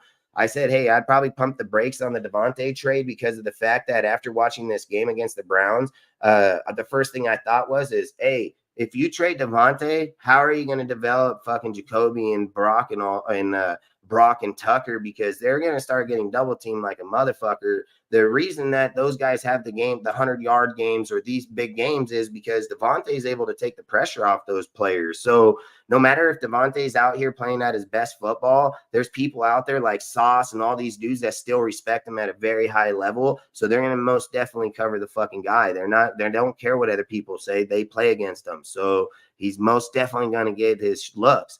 But if they go out here and they're like, man, Gardner can't see over the fucking line. This guy's too big. So this guy's probably not even going to get the ball between fucking, the 5-yard and the 20-yard. So we're just going to sit right here in between in the linebacker position. And then when he throws across, I'm going to just pick his ass off. Like, he's going to become too predictable. And I keep telling you guys, look at all his big plays. They're across the middle of the field. They're all across the middle of the field. I made videos, numerous videos about us getting Jim Harbaugh and Jesse Minster. And what did I talk about Jesse Minster? I talked about it while he's in Michigan. I said, the reason Jesse would be so great here is that he fucking plays a system that's called on ball and off ball. See, whenever a guy gets the ball, everybody's on ball. But whenever they're playing an open field, they play off ball. They play over the top. They don't let you get past them. So you can cross him in the middle. He's going to get you down. And I've said it. Cross the 50-yard line and get in that 40, 30, 20, then you're not going to get inside. Jesse's great at it. He has a great mind in it. And I've spoke on that. And when he was in college, then they come here and they do that exact game. And then people want to give Gardner credit for throwing a ball from our 30 to their fucking 50 or our 30 to their fucking 40, but he can't move the ball again. It's not coincidence. It's not coincidence that the guy has all these open plays in the middle of the field, but the minute he gets on the opposite side, he's restricted like an anaconda around his fucking neck, dude. Like, it's just straight facts. And if you guys don't see that, how are you guys evaluating the team? How can your mouth speak about what's best for the fucking team. It's not what's best for the team. Your mouth's full of shit. It's straight just spitting bullshit. That's all it's doing, just throwing up, fucking just talking to talk. The thing that I think I've grown over the last 2 years, right? So when I first got here in YouTube, you get a lot of haters. Like, dudes are haters. They all think they know shit, dude. They want you to come to their channels and fucking act like they're all these big fucking dudes. Hey, good. I've always said it. I don't give a fuck if I have 500 subs or not. I at least got 500 real motherfuckers that know football. That's the difference to me. I don't want fucking fake fucking fans. I don't want unwanted motherfuckers on my shit. I don't want uneducated people. So when they're in the chat and people are trying to talk and have real conversation, you always get this one dumbass fucking dude over there saying the most off-wall shit. And I've said it. If I go to Instagram, I got 11,200 people in 2 years. I post the most controversial post out there. It's crazy. I mean, I posted Davante Adams trade 4 fucking days ago, literally fucking on my page, on my Instagram page. I fucking posted up fucking Davante Adams, and I proposed the fucking trade, and I talked about it, and I said why I think. Nobody else fucking talked this shit. Nobody's posted about it. Nobody's brought it up. And long story short, I fucking went over there. I fucking made this post because I seen the writing on the wall. I seen it coming. I wrote it out. I made the whole fucking deal. And then I sat here and said, I knew right away. I was like, yep, people out here, they talk shit right away. They're like, oh, you're crazy, Dustin. They don't fucking do that, blah, blah, blah, blah. But this is the thing. This is how I gauge conversations, man. When I'm sitting there talking with people, I say things like this. If I post a post, you get 1,000 likes, and there's 3 motherfucking people. There's 3 fucking people out there that keep reiterating the same conversation in the chat. It seems a little fucking weird to me. So I know those dudes are fake as hell, because you're going to get a lot more people that favor the conversation versus the people that don't. And I said, with everything going on, and this was on 4 fucking days ago, I said, with everything going on with the Raiders organization right now and the way the team is performing, should the Raiders consider trading Davante Adams at the trade deadline? I said for a few different reasons. First, we saved $17.5 million by trading him this year. Second, the cap hit is in 2025 and 2026 will be $44 million. It's 44.5 and 45 million for 2026. Then I said, which is way too much for a wide receiver. Third, Tay Adams is turning into a diva on the sidelines, getting after people for dropping the ball or running the wrong routes. He's doing the exact same thing. Fourth, he's not putting up the same production as he has in the past years. Fifth, if the Raiders are looking to go after a QB in this year's up-and-coming draft, 2 first picks will make that happen a hell of a lot easier. And then I put thoughts, and I put hashtag Cam Ward. I put that 4 days ago. I put that the second that I fucking heard that fool just magically came up with an injury right after that fucking conversation that popped up on a motherfucking Monday. I was like, nah, that's not that. It's too coincidence. It's just way too fucking coincidence. So I posted it instantly right away, dude, and fucking put it out there. So I already knew that shit was happening. But so many people talk, oh no, because they don't fucking see our team. They don't see it. They dick suck this guy so fucking much that they can't see it. Listen, I've said this in the past. It's pathetic that people will look past the shit that needs to be done for the team just to justify their need or one fucking pathetic win. It's fucking sad that dudes will go out there and fucking throw these big parties for a Browns win that look like shit. It looked just like their team, their motto, their symbol, dog shit. So I don't understand why we're over here celebrating piece of shit wins, dude. Like I would still feel fucking bad. I would still feel fucking bad about myself, the way I played in the fucking team and how this piece of shit team damn near beat us. Like, that's the difference about people that are competitive and want to win, dude. Not no fucking, no, give me some broke ass fucking win, dude. It's just crazy, dude. Like the things that I sit and say when these conversations come up, fuck, I didn't just talk about it 4 days ago, dipshit. The thing I sit here and say is, hey, where's your post? You know, hey, fucking bio, you so fucking smart over here, motherfucker. Where's your post ever? I posted this long before the conversation even became valid. And not only did I talk about it there, I talked about it 2 fucking months ago. So you dumb. And I got it on my channel and I got it on my page. It's people like you that are stupid. And I'm block your fucking faggot ass. You ain't wanted on this page, you fucking bum. Like I say, I ain't here to fucking entertain stupid people no more. Look, and I'm going to just tell it to you guys all like this. I record all my shit. I put all my shit in my page. You don't fucking come over here and talk like I fucking, oh, you got something, get it. I watch all your guys' shit. I know. I fucking study guys like Hawks. You're fucking never going to be ahead of me. Not on your best fucking day. You're never going to be on my level. Never. So for motherfuckers to come over here and talk about their fake shit in my chat, I'm not dealing with that shit no more. See, I'm at a level anymore. I don't really give a fuck. All right. Watch the channel, don't watch the channel. I can care fucking less. I'm here to fucking talk real shit. You ain't here to do that. I can care fucking less. I record my shit months in advance. It's proven fact, dude. I will put my shit against any motherfucker out there. I talk on shit long before they ever think about it. I get criticized about it so fucking much. I can bring up, let's go to other people's channel and just see how much they talk on me that about shit I've talked about, but I'm right. I was fucking right. But they still gonna talk on me, right? It's a joke. It's a fucking joke. It's pathetic. I'm telling you, it's a mental fucking illness. It's straight up. So I just say it like this. I don't give a fuck how people feel about it. I don't care. I've recorded my shit. There is not a fucking post in anywhere in Instagram. Find it. Find the motherfucker. Nobody talked about that shit. Nobody even brought it up. Nobody even thought it was even a fucking possibility, dude. So for people to sit and say, hey, I seen it long before they did. I didn't see no beat writers sitting there saying, hey, when the AP had his fucking meeting and all these dudes just magically came up with personal deals and fucking all this injury and that I didn't hear a fucking guy say, well, we should trade him. I did. I seen it right on the wall that fast. I posted that shit. I wrote that shit. I put it on my Instagram. I put it on my Twitter. I put it on all my shit. I seen it. They didn't. So I don't give a fuck how you dumb motherfuckers see it. You know how you acknowledged it was today. Today when it broke. That's how you acknowledged it. Fuck out of here.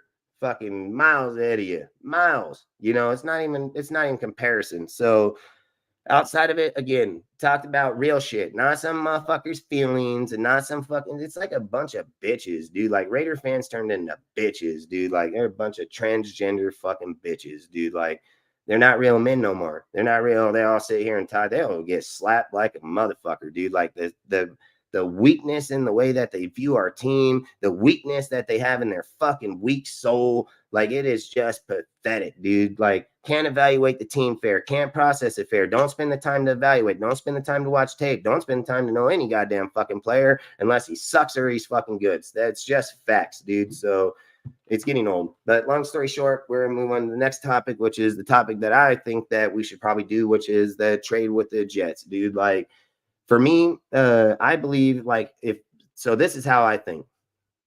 So many people sit here and think that, hey, man, we should trade for a quarterback or this and that. You're not going to trade for any quarterback right now. One, the Penix ain't getting traded here because Atlanta ain't going to give him up. And any person that wants to vote or trade for Bryce Young, you should be fucking shot. So, I mean, I don't even know why you even breathe this fucking name. So, again, I would most definitely not go for that trade. Mac Jones, fuck no guy out there. There's not a fucking guy out here.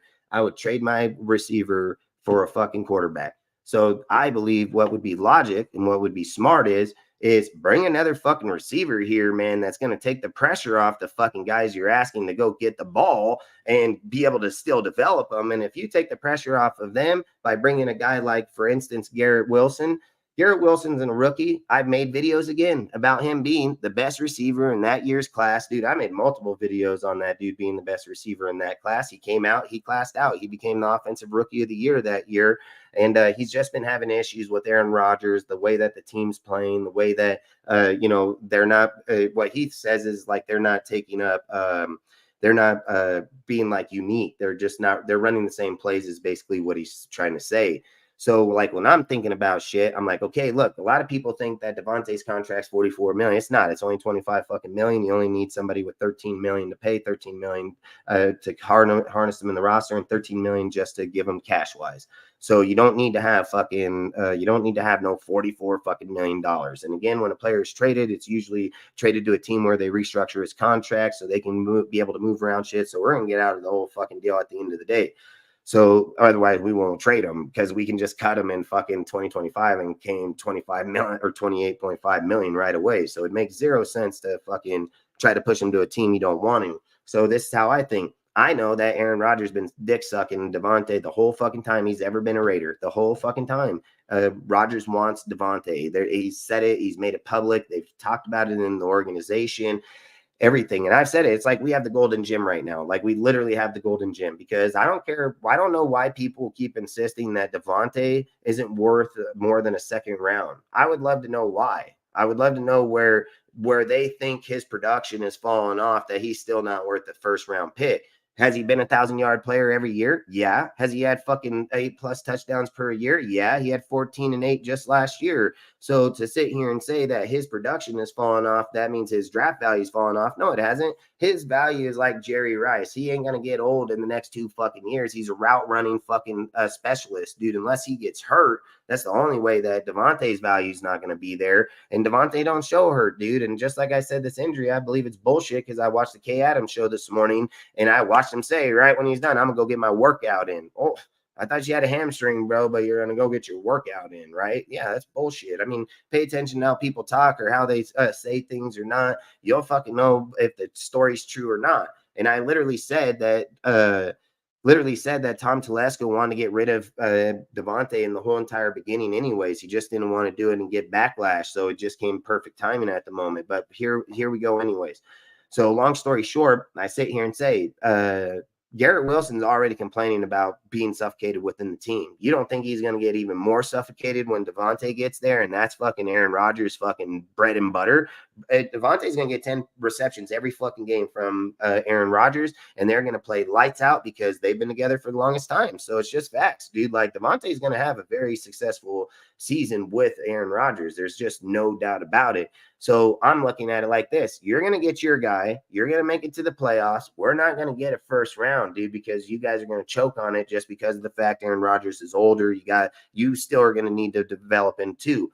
So let's come to a mutual deal. Like, look, Garrett Wilson don't want to be there. He can come over here. He's young, and it works out great for us. 3 young players, Tucker, Jacoby, and fucking Wilson, all competing at a high level. They don't have Davante there telling him I'm the god and you're not. These guys all want to be that motherfucker, so they're all going to play hard fucking ball to be I'm better than you now. It's not, oh, we got to live to this guy's standard. It's I'm going to live to my fucking standard. It changes the whole environment instantly. And I think when you have 4 because you have Bowers too, like you have 4 young motherfuckers that are hella competitive. I would pursue picking up fucking Garrett Wilson in this trade. And I would tell the Jets straight up, listen, I know Cliff Kingsbury and the fucking Washington already hit up the Raiders. They've already hit him up, and they already asked about the trade for Davante, all right? So they've already hit him up, and the Jets have already hit him up. Now, I know I already got the Jets where I want them because, like I said, this is checkmate right off the get-go. You already called me, so we're done. So you're already entertaining it, which means I just keep you on the hook. I'm going to get what I need out of it. Now, let's just pause it for a second and look at Washington. One, I don't think you want Davante in Washington. They're going to go to Super Bowl. Like, it's just straight fucking facts. Like, you look at fucking Jaden Daniels, 7 touchdowns, 1 interception, 900 fucking yards, dude. I think he's, or 800 and something, pushing 9. I think almost 1,000 rushing too. Jaden's on a whole fucking another level, dude. Like that, you do not want Davante to go there. And if we think we have any shot at a Super Bowl, then we most definitely don't want to send him there. Now, if we think, hey, we're not going to win a Super Bowl, we're not getting the fucking first round draft pick, can we get Scary Terry out of there? I would fucking make that trade too. You want to give me Scary Terry? You get Davante, I'll make the fucking trade. We need a receiver back. I'm trading Davante, I'm getting a receiver back. I want a young receiver. I want a fucking guy that's not on no $50 million contract. We need a receiver back. So I'm not making a trade to nobody because what good does Deron Payne do us if our offense can't go fucking score? Like I don't give a fuck about. And again, any person that thinks Reddick is going to come over, he's a fucking DN pass rusher, linebacker, bro. Like we most definitely don't need him on this team with all guys who's going to cover. We need guys that cover. They realize they're just going to throw the ball over the middle every time. So you can't do that, dude. Like we don't run a fucking, Texans fucking 20 fucking 10 defense where you got Clowney and fucking Watt and all them down on there. We're not running that defense, dude. We run fucking 3-3-5, fucking we're running fucking 4-3. Like we don't run that shit. So we can't do that stuff. So long story short, if I'm going to make the trade, I don't think Washington's valuable to us. Like, I think all it does is help Washington. I don't think Washington has anything defensively that we need. I don't think we need anybody defensively. Like, we've already made the bed there. We went that way. Now, let's look at it logic. Logic states that we're probably going to shoot after quarterback this year. Like, if we don't shoot after quarterback in the draft, we are a very dumb team. I think we should probably just pack up the whole organization, like, literally. We have to go after quarterback. It's just we've done every fucking thing. We've done every option. We have to seek a quarterback if Aiden O'Connell does not work. So If we seek a quarterback, means we're going to have a low pick because we're not going to be able to get up there trading. You're not going to give 2 first, you're not giving 3, and you better have those this year, not fucking next year. So long story short, I believe I have the Jets right where I want them. I tell the Jets straight up, hey, I want fucking Garrett Wilson. I'm going to give you Davante, and I want a fucking 3rd round back, and we'll give you a 4th round. So I'm going to give you Davante a 4th. You're going to give me Garrett Wilson, and I'm going to get a fucking 3rd back out of it. Now I can take that 3rd, I can package it up with my 2nd and maybe my 3rd and push it up to my 1st and be able to find a way to get another 1st and move it up there and get a quarterback. So there are possibilities. And again, this is another thing that I'm going to talk about. Michael Mayer. I told everybody months ago I would move Michael Mayer. The second that we drafted Bowers, I said, you're just going to suffocate him with Michael Mayer being here. I would trade this fucking guy, and I think I found the place I would go with him. I'd hit up the Rams, and I'd tell the Rams, hey, man, I want to fucking push Michael Mayer to you guys. Give us a 4th or a 5th. We'll fucking push him right the second. I mean, Michael Mayer does us no good. Fucking Brian serves the same exact purpose as Michael Mayer does. The problem with Brian is you don't feel like you're obligated to throw him passes, where Michael Mayer, you have this fucking baby Gronk bullshit story. I've said it like this. If anybody watches our team and studies our team and knows our team's history, you know damn well that fucking Foster Moreau had a way better fucking start to this fucking career than fucking Michael Mayer ever has. So I don't know why we're holding Michael Mayer to so high standard, and he's never done a fucking thing yet, dude. Like, you can't do that. You can't overvalue a player that's never performed or never produced yet. Like, you're hoping, but this is what's fact. We were not hoping that Foster Moreau came out here and cast 7 touchdowns from Carr in the fucking end zone. Well, that shit happened. That shit for real happened. So if I'm just real fan, I'm shipping Mayer, bro. I don't give a fuck. I'm calling the Rams. I'm hitting them up. I think the Mayer to the Rams would be phenomenal. I think he would go on, have a good career. We're not just dogging on him, dude. We're going to put him in the NFC, and I think we're going to give him a fucking good place to go. Like, I'm not about just trashing our players. Like, I think the trade that fucking benefits Davante, which Davante deserves it, dude. Like, we're Raiders, bro. Like, I get it, dude. Like, but I don't believe tarnishing Davante's career. I've told everybody we already fucking tarnished it the minute we got rid of Carr. So I think we owe fucking Davante, and let's fucking all work a deal. Take Davante, give us fucking Garrett Wilson. We give you 4th, you give us your 3rd. It still gives us a way to be able to move up and get a quarterback at the end of the year. We move Michael Mayer, we pick up a 4th or a 5th, and now we got more to package with. Dude, like, we got something to work with, man. And I think that's what we need to pay attention to is we're not getting quarterback right now. So any person that wants to make a trade for a quarterback, that's stupid. One, they don't know the system. They're going to come in here and just learn it on the fly. We see how well that's going for Huntley over there in the fucking Miami. They got some of the baddest ass players on the fucking team. One of the best scheme fit systems, and this motherfucker can't even throw a fucking ball. So no, we're not doing that. That'd be stupid as hell to try to go, unless the guy's name's Aaron fucking Rodgers. Like, if we can pull Aaron Rodgers from the Jets, hey, I'll fucking be like, hell yeah, let's do it. He would come in mid-year and take off right away. So I would have no problem with it. But to not make a trade for people like that, we're wasting our time even talking about it, dude. You're not going to have it. The timing and everything is not going to work, dude. That guy don't even become valid till next year, and you don't want to do that. You want to get a guy now, develop him like an Aiden, or fucking go in the draft and get a Cam Ward that's a badass motherfucker, Quentin Ewers or Sanders, and fucking know these 3 here can make us to the next level with the players we have here. See, why are we not playing to the people here? Like, I'm not understanding, dude. Like, we could have leapfrogged numerous people in this draft, would have been better than fucking Gardner. So that's all I'm saying. If I was the Raiders, I would tell the Jets 100%, I'm not making the trade to you unless Garrett Wilson's in the trade and we get that 3rd and you get the 4th. Like, I'm not doing it. Davante is taking you guys to a playoff or Super Bowl. Like, how bad do you want Super Bowl, bud? Like, if you don't want it, don't call me back. And then I'd hang up the phone. And I'm going to bet anything I own, they're going to call him back, man. And Garrett Wilson going to be on the next fucking flight out of there, and we're going to get our guy, and they're going to get their guy. And any person that don't think Garrett Wilson would come here in class with these dudes, you're just uneducated again. I mean, I've made video. He's probably the best player that came out of that draft. He proved the point when he won offensive rookie that year. The guy is a nice player, and if we get him a Cam Ward, or fucking Quentin or Sanders, oh boy, this guy's going to light back up the scoreboard right again. They're young, right out of college. You don't got Wilson with the 40-year-old fucking man that's been here for 20 years. You got a young buck with a young buck, dude. Like, it's a different game, dude. It's a different game and a different world for those people. So I've always said I grow with the times and what people are doing. So I'm not going to try to suffocate my people. And I think that'd be the best option for us. We go out with Gardner. I would have no issue. Go out with Gardner, fucking lose your games, man. I mean, I would love to see Aiden. I would love to see, like, if I'm just being dead ass, I would hope that they fucking bench Gardner, put Aiden, fucking bench Zeus, and put in fucking Madison. Like, I would just love them to fucking do that. I would love to see them bench Cody Whitehair's trash ass, motherfucking ass dude. I'd love to see them put Parham back over there or JPJ, and I'd like to see, this is what I do. I put Andre Pete there. I'd fucking sit fucking James, and then I'd put fucking Parham there, and I'd play JPJ off of the fucking right guard. Or I think Parham at center, because Parham's just playing really good ball right now. I think he would dog on motherfuckers. So I'd probably keep him at the center. But if JPJ can get it there too, I wouldn't care. I mean, tomato, whatever does. But to sit here and say that Cody Whitehair is the best option on the line, that guy's smoking meth, bro. Like, I would 100% want to get this guy evaluated.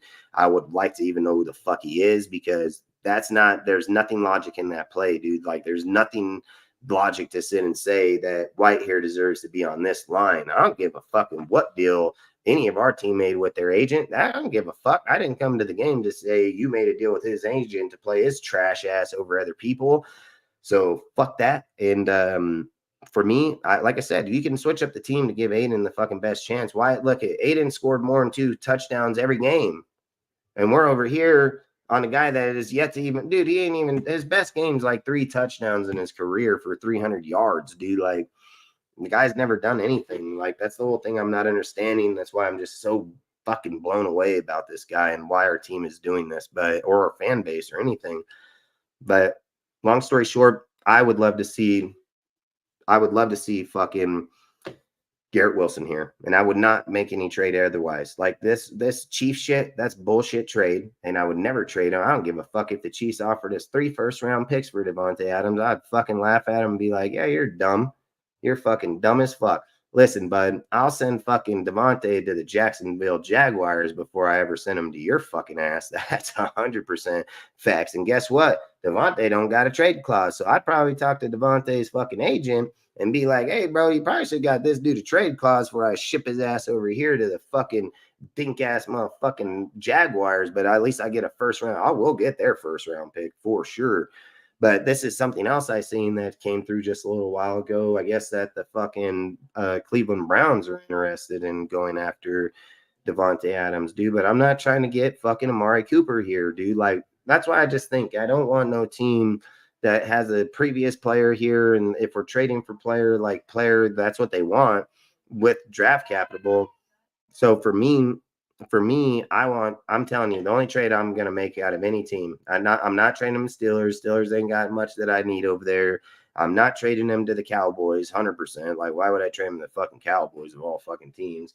I'm not gonna trade them to Chiefs, just not happening. I mean, the Chiefs shouldn't even be on the fucking list. Whoever put that team on the list should just be shot, dude. I mean, I guarantee you, if I was in Raiders organization, they're like, Chiefs got okay, old fucking K. I don't give a fucking who they're calling. So, and not only that, I mean, unless they're giving me Worthy, I mean, you want to give me Worthy, fucking, you give me Worthy, I'll give you Davante. Like, that's what we can do. So you want to make that trade? Let's make that trade.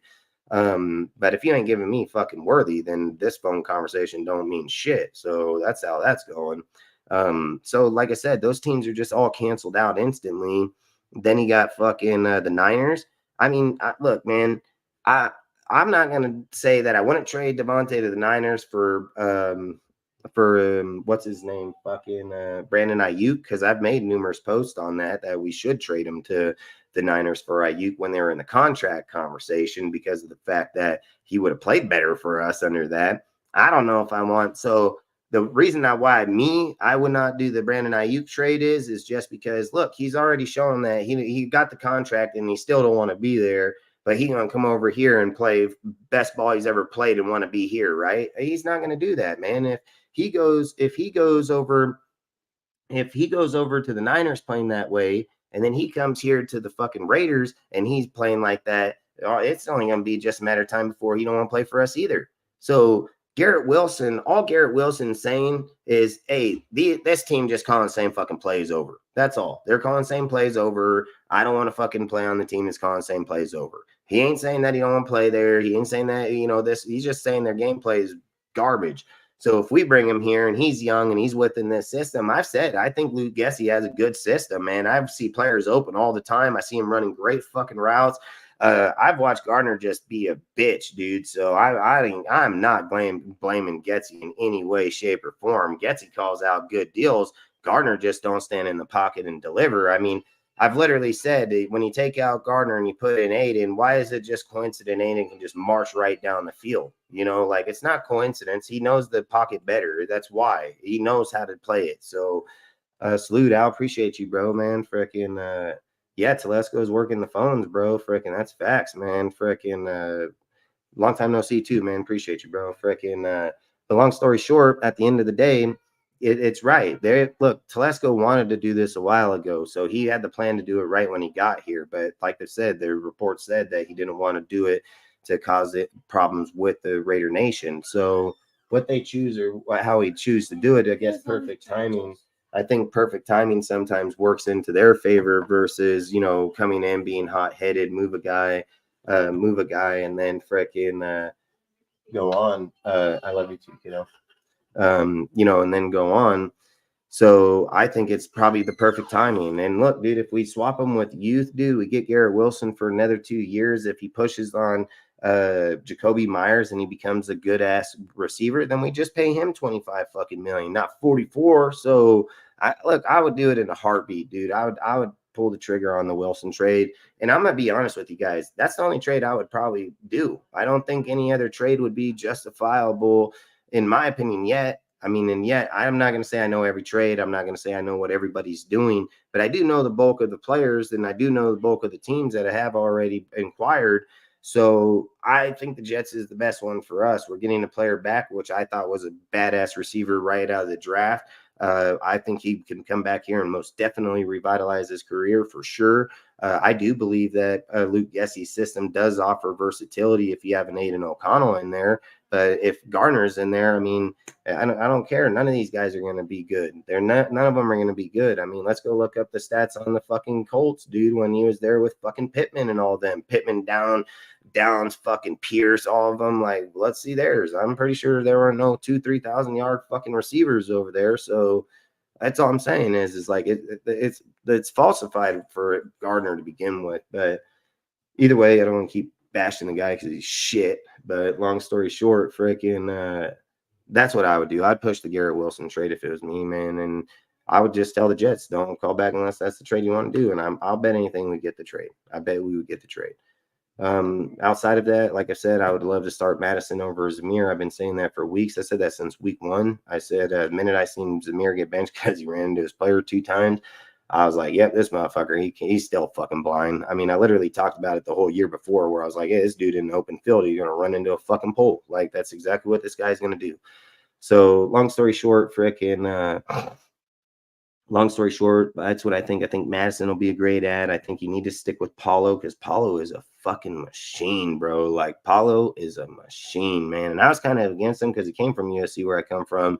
But I'm not going to lie. At first, I was just kind of like, man, the guy didn't show up much there. I just wasn't for him. But, man, this guy, he's always showing up here as a Raider. I'm going to tell you straight up, dude, like, that guy's a fucking baller. And I'd most definitely, like, Marcus Epps, man, I'm sorry, but you're not coming back, dude. Like, you can have your personal relationship with Trayvon Moehrig, but Trayvon Moehrick's ass might be out of here too. I've said if that pass don't get deflected to Moehrig, dude, I think Moehrick's been playing like ass, dude. So I don't think he's even been playing as well as people claim him to play. And again, just being in the right place at the right time sometimes just prolongs your fucking destiny, like this is the other thing I hate. Like, I've always said when players come here or go somewhere else, they can play good because it's somebody that they like or where they're at. People keep giving Amik Robinson all this credit for what he's doing over on the Lions, but he's on a good fucking team that's been doing that for the last few years. It's not what he's doing, it's what the team's doing. if the success was so well there, why wasn't it so good here? Why was Meek one play a game for one fucking whole year? Like, come on, man. Like, we can't do that shit. We had a Meek for 4 fucking years, dude. A Meek only showed up one fucking time in the year, probably had a good point, but then he never showed up again. So to imply that he's over there now and he's doing that's crazy. I've said it. Sometimes I go to places that just fit for what they're doing, but he's been here. He already did his shit, dude. Like, to imply that shit is just crazy, man. And again, I think Paulo, he's a fucking beast here. I think if you put I like fucking Bernie, dude. I mean, that dude's fucking played nice. He was the one that checked off that fucking deal because he played off the whole side. Like Pierce told him when he sent him in there, who played him QB spied him on that right side over there. So Mari Bernie's played on that side and just waited on fucking Deshaun, and Deshaun tried to run over, and he seen Bernie was there, so he tried to chuck it out over there. So like I said, I like Mari Bernie, dude. I would like to see more and more of them. I like Snowden, dude. I'd love to see more and more of them, but I want to see more and more fucking Tyree Wilson, dude. Like Tyree Wilson's going to show up, and all you motherfuckers that said he wasn't, you guys should already be eating crow. Like that's the thing. All you motherfuckers should already be eating crow by a minute. So, but outside of it, if we don't see the team for what it is and try to fix it right now, then we're just going to keep sucking, like it's just facts. We're going to keep sucking. The longer we keep Zamir White in there, he got 17 reps for 50 fucking yards, but Madison got 5 for 60, fucking average 12 yards. This dude averaged 2.9. And that shit don't even make no sense. And it's not even that. Like I would sit there and say like, it was just luck. Fuck Bowers, Turner, fuck every other guy that got the ball got 10, 12 fucking yards. This motherfucker ain't getting 2. So either way, man. Either way, I would just want to sit and say I want to talk about facts and rant too, like I like ranting.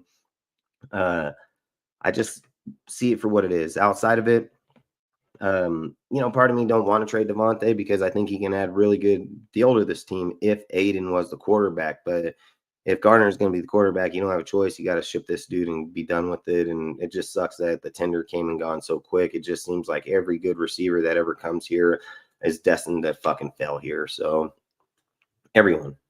I mean, the whole 2000s is just a fucking curse. It's just a curse, dude.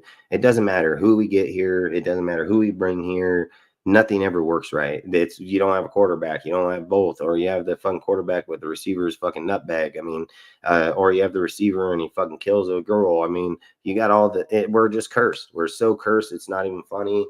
Randy Moss comes here. He plays the shittiest football he ever played. He goes to the Patriots and revitalizes his whole career all over again. Like it's just crazy, man. So I don't think it really matters who's here. And at the end of the day, I just think like if I can just be 100% honest, it ain't biased. It's nothing. If I can pick that, if they said, hey, put 10,000, if I took $10,000 of my own money and they said, you bet 10,000 on Aiden or you bet 10,000 on Gardner, I'm putting 20,000 on Aiden. I'm not even not even bad. I'm 20,000 on him. I mean, you're telling me if I'm picking Aiden for wins or Gardner for wins, I'm taking Aiden. I don't give a fucking Gardner ain't winning shit, dude.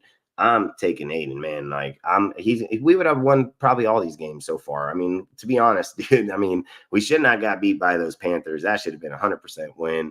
The Chargers game, if Aiden was in there, I strongly feel he would have won that fucking game. He's a thrower, bro. He throws the fucking ball, dude. Like, so either way, I don't care. That's my bias. I could be, but I think we'd probably be like 3-1. I don't think we'd be 2-2, barely getting by on a broke big team. So either way, but outside of it, I just want to really the Davante fucking our team.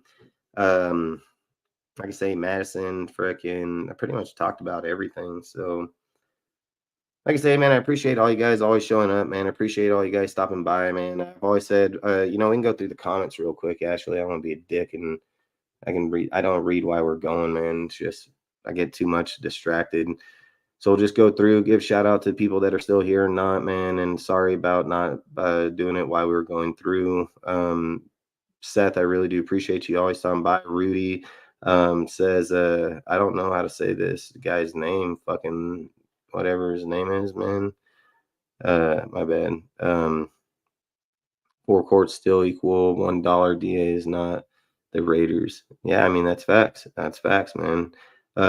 Salute, Rich. I really do appreciate you too, bro, man. Thank you very much. It says, I have nothing against Davante Adams. Adams came and played with Derek Carr. Adams had no confidence in AP or Minshew or fucking or Jimmy Glass Garoppolo. So you're 100% right on that. Minshew don't do well with pressure, especially when he stays in the pocket. Straight facts.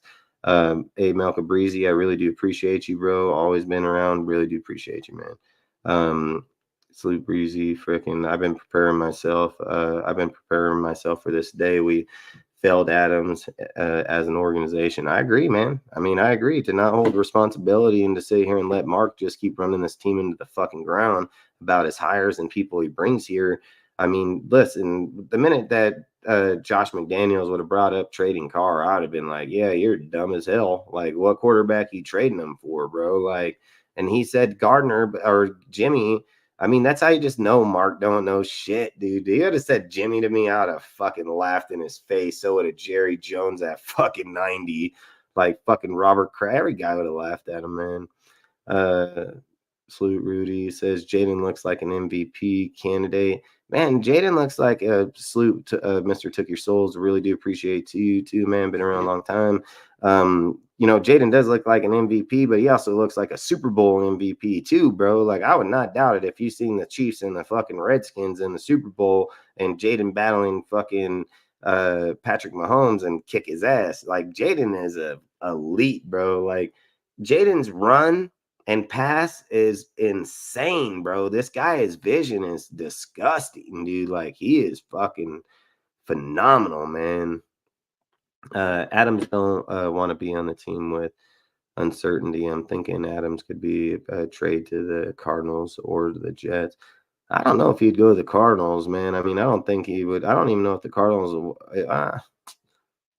I mean, you got Marvin Bryant over there. I can't see that happening, man. Marvin Bryant's an elite receiver. I don't know. I don't know if he'd go to the Cardinals. But Jets 100%.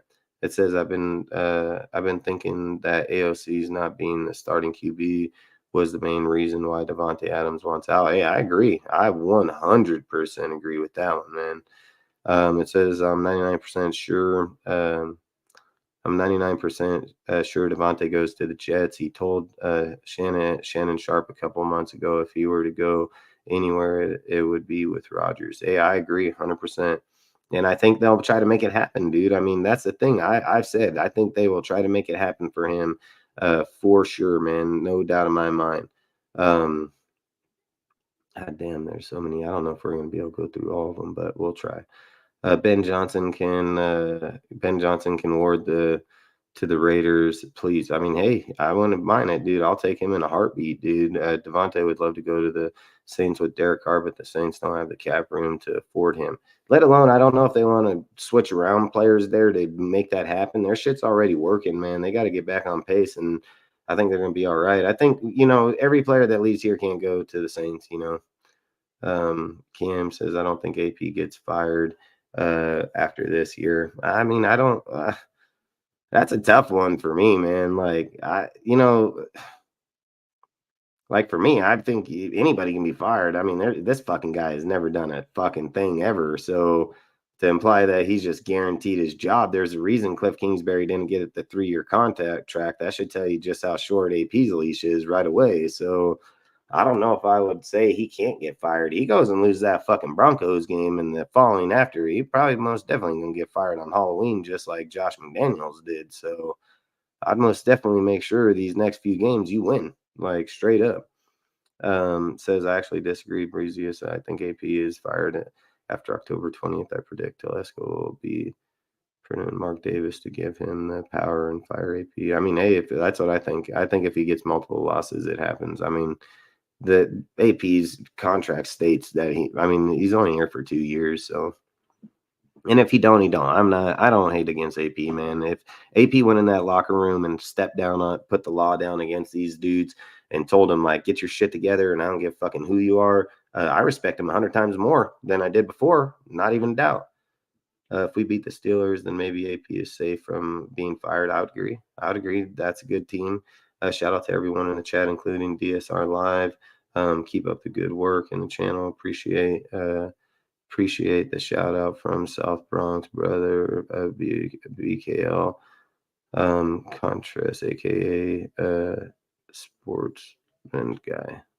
All right, man. Appreciate it, man. I mean, I can't really read your name. Is that it? Is that sports entertainment guy? All right. Hey, I give you a shout out, bro. Anybody that don't know him, follow him. I mean, I appreciate you, man, stopping by. I really do. Yes, my fucking guy. It's just Drew. Oh, appreciate you, bro. Fucking another one of my buddies right here. Freaking local, really good guy too. Really do appreciate you, man. Look at your team over there. He's a Bears fan, man, and shit's stepping up. So good shit, man. Mac Attack 52, Antonio Brown is prima donna. Josh McDaniels could have been better head coach. Yeah, he could have most definitely. He should just stay the offensive coordinator, and we got a real head coach. We had an opportunity to get CJ Stroud or Bo Nix. We could have had trades over Denver easily. Facts. Andy Dalton is better than Gardner Minshew, straight up. Give me Garrett and let's pick up Hines in free agency or Higgins. Hey, I want to be against that shit, dude. I mean, Higgins is a little beast too. I mean, I'd most definitely do it. Jaden Daniels is looking to be the next RG3. I mean, he's smoking RG3, man. I mean, RG3 is good, but I don't know. You called it in preseason. And if Mitchell starts, Tay is out of here. I know. I told you, man. I said that fool ain't gonna fucking want to play with them, man, because he ain't got the same play capability as fucking Aiden does, man. I talk with him at the store, dude, and at the fucking dispensary all the time, dude. Like, we'll always be talking Raiders, and he's, like I say, he's a Bears fan, dude, and we be talking about his team. I told him, did I not tell you? I said he was gonna get Caleb Williams to that team. He thought, nah. I told him the whole time, man. I said, nah, your team getting that fool, and he's gonna do all right. So, and Caleb will do good over there. So, with the fourth of the playback in his rookie year, facts. You're just biased about Garner. Yeah, sure, but says what is this? Sanja says everything is a massive laugh out loud. Straight facts, man. It gets annoying as hell. Gardner sucks, period. You know, the thing that I like Sanja, man, he has good takes and he has good deals, but to sit and evaluate an O-line like he does and then not see what Gardner is, I think that is crazy, man. I think it's crazy. And then not only that, you make a video right after the fucking game and be like, oh, I seen him get better in this game. Yeah, oh, fucking K. Not one team has been has ever brought him back to be this. Facts. It's straight facts, man. Like, no team's ever brought him back to be a starter after he's played for him. So not at all. And it's 100%. But we don't see that, and our franchise don't see it. AOC came in and got sacked on the second play, but yet you claim how he's better in the pocket. See, this is why I blocked this guy, okay? Look, he says AOC came in and got sacked in the second play. He did by Clowney, did he not? Did he not? Oh, here, maybe. I don't know if people fucking, remember the fucking game. Like, and look, this is why I ban these dumb fuckers, man. I just don't have the patience for it no more, dude. This guy, he reminds me of that Paul motherfucker, dude. Like, that Paul dude come in here all the time saying the stupidest shit. Like, it never fucking failed. And he always just talks out his ass. He just makes up lies. He fucking misrepresents our fucking team. And that's why I block his fucking ass too. Now, look, for any motherfucker to sit here and imply, like I literally just said, and then you see this dumbass's fucking comment, you look at it. This is the fucking Turner play, which was a badass play, which we'll watch. Turner, a little beast. Thank you. Thank you, fucking, not bad. Let's come down here, find the fucking video.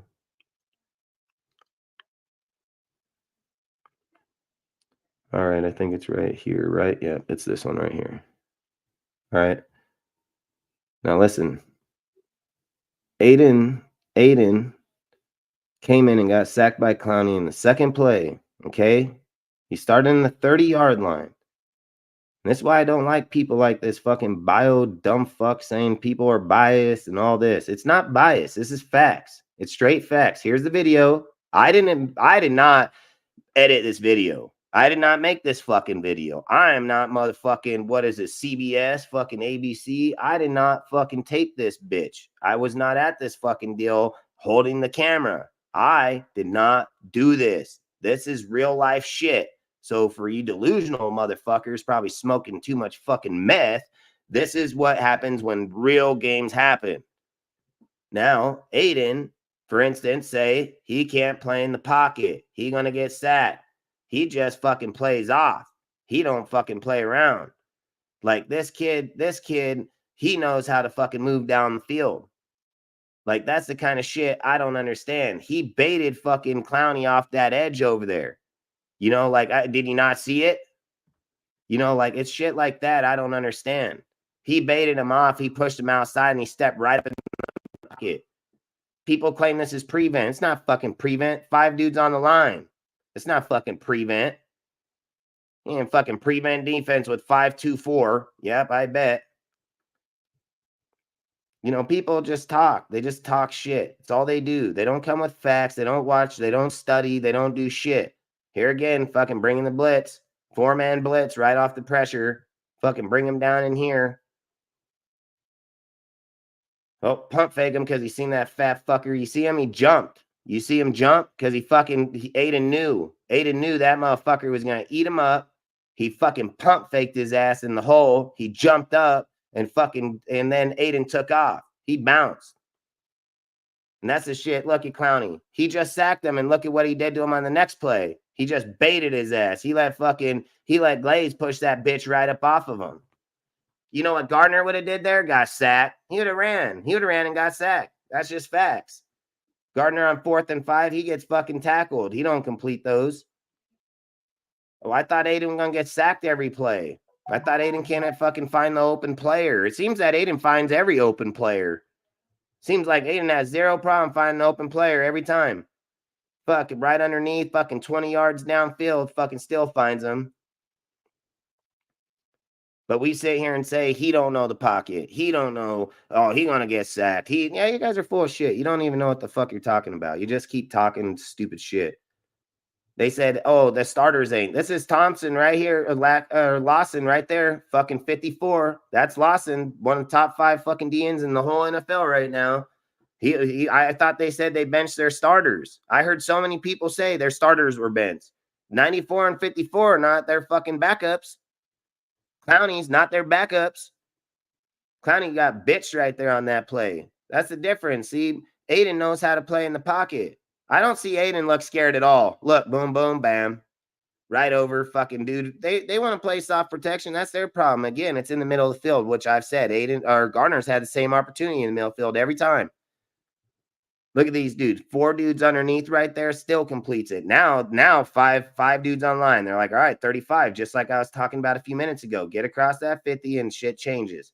Everybody on top of them. These are all their starters. These ain't fucking backups.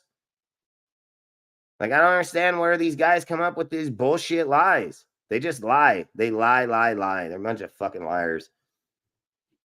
It seems like most content creators are fucking liars. It's just who they are. Pump fake. You see that dude jump? He fucking bitched that fool, bro. If he didn't pump fake that motherfucker, he would have got sacked like a motherfucker. He pump faked and bitched that fool. You know, and we're over here with people like this fucking guy. AOC come in the game, he got second play, but yeah, you claim he is better in the pocket. The video don't lie. He 100 times better in the pocket, dumbass. Swear, dude, it's just guys like them just make me sick to my fucking stomach, man. Dude don't know ball or input because preseason he had Gardner as you had. Dude don't know ball nor your input because preseason you had Gardner as starter. I fucking never had Gardner as the starter in my motherfucking team. We need to draft a QB. We call those kids bench them up. Yeah, fucking tell them, coach. I mean, hey, man. I mean, it's crazy, dude. I mean, it's just crazy how we do this anymore, you know? It was okay to move for Carr, but not without a proper QB takeover. Facts, Souls. I mean, dude, if we didn't have the quarterback to replace him, then why the fuck did we replace him? It's pathetic. Derek Carr was the best Raiders QB of all time. Derek was better than Kenny Stabler, Plunkett, and yeah, just outside of Super Bowls. I mean, they had Super Bowls, he didn't. Stat-wise, yes, he was for sure. Super Bowls, no, they were better. I mean, you can't be better than a guy with a Super Bowl ring. If you believe you'll be a winning team with a mediocre quarterback, then that can't target their threats, then must know a quarterback handles the ball 90% of the game. But hey, what do I know? Facts, Andre, fucking facts, bro.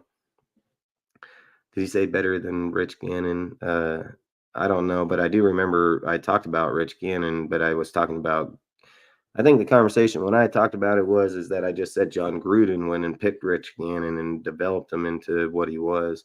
I was never a Rich Gannon fan. I didn't like Rich Gannon when he was here. I still don't like Rich Gannon. Fucking think the guy's a bitch, but he is what he is. I mean, Rich Gannon been to Super Bowl, been to MVP. I mean, like I said, you can't discredit who he is. It's just I was never a Gannon. I was a Terrell Pryor fan more than a Rich Gannon fan, dude. Like, even as much as Terrell was never going to do, no, I liked him. I'm not even gonna lie, I liked Tuiasa Sopo too at that time. Like, I would have been a bigger Tuiasa Sopo fan. So I don't know. I mean,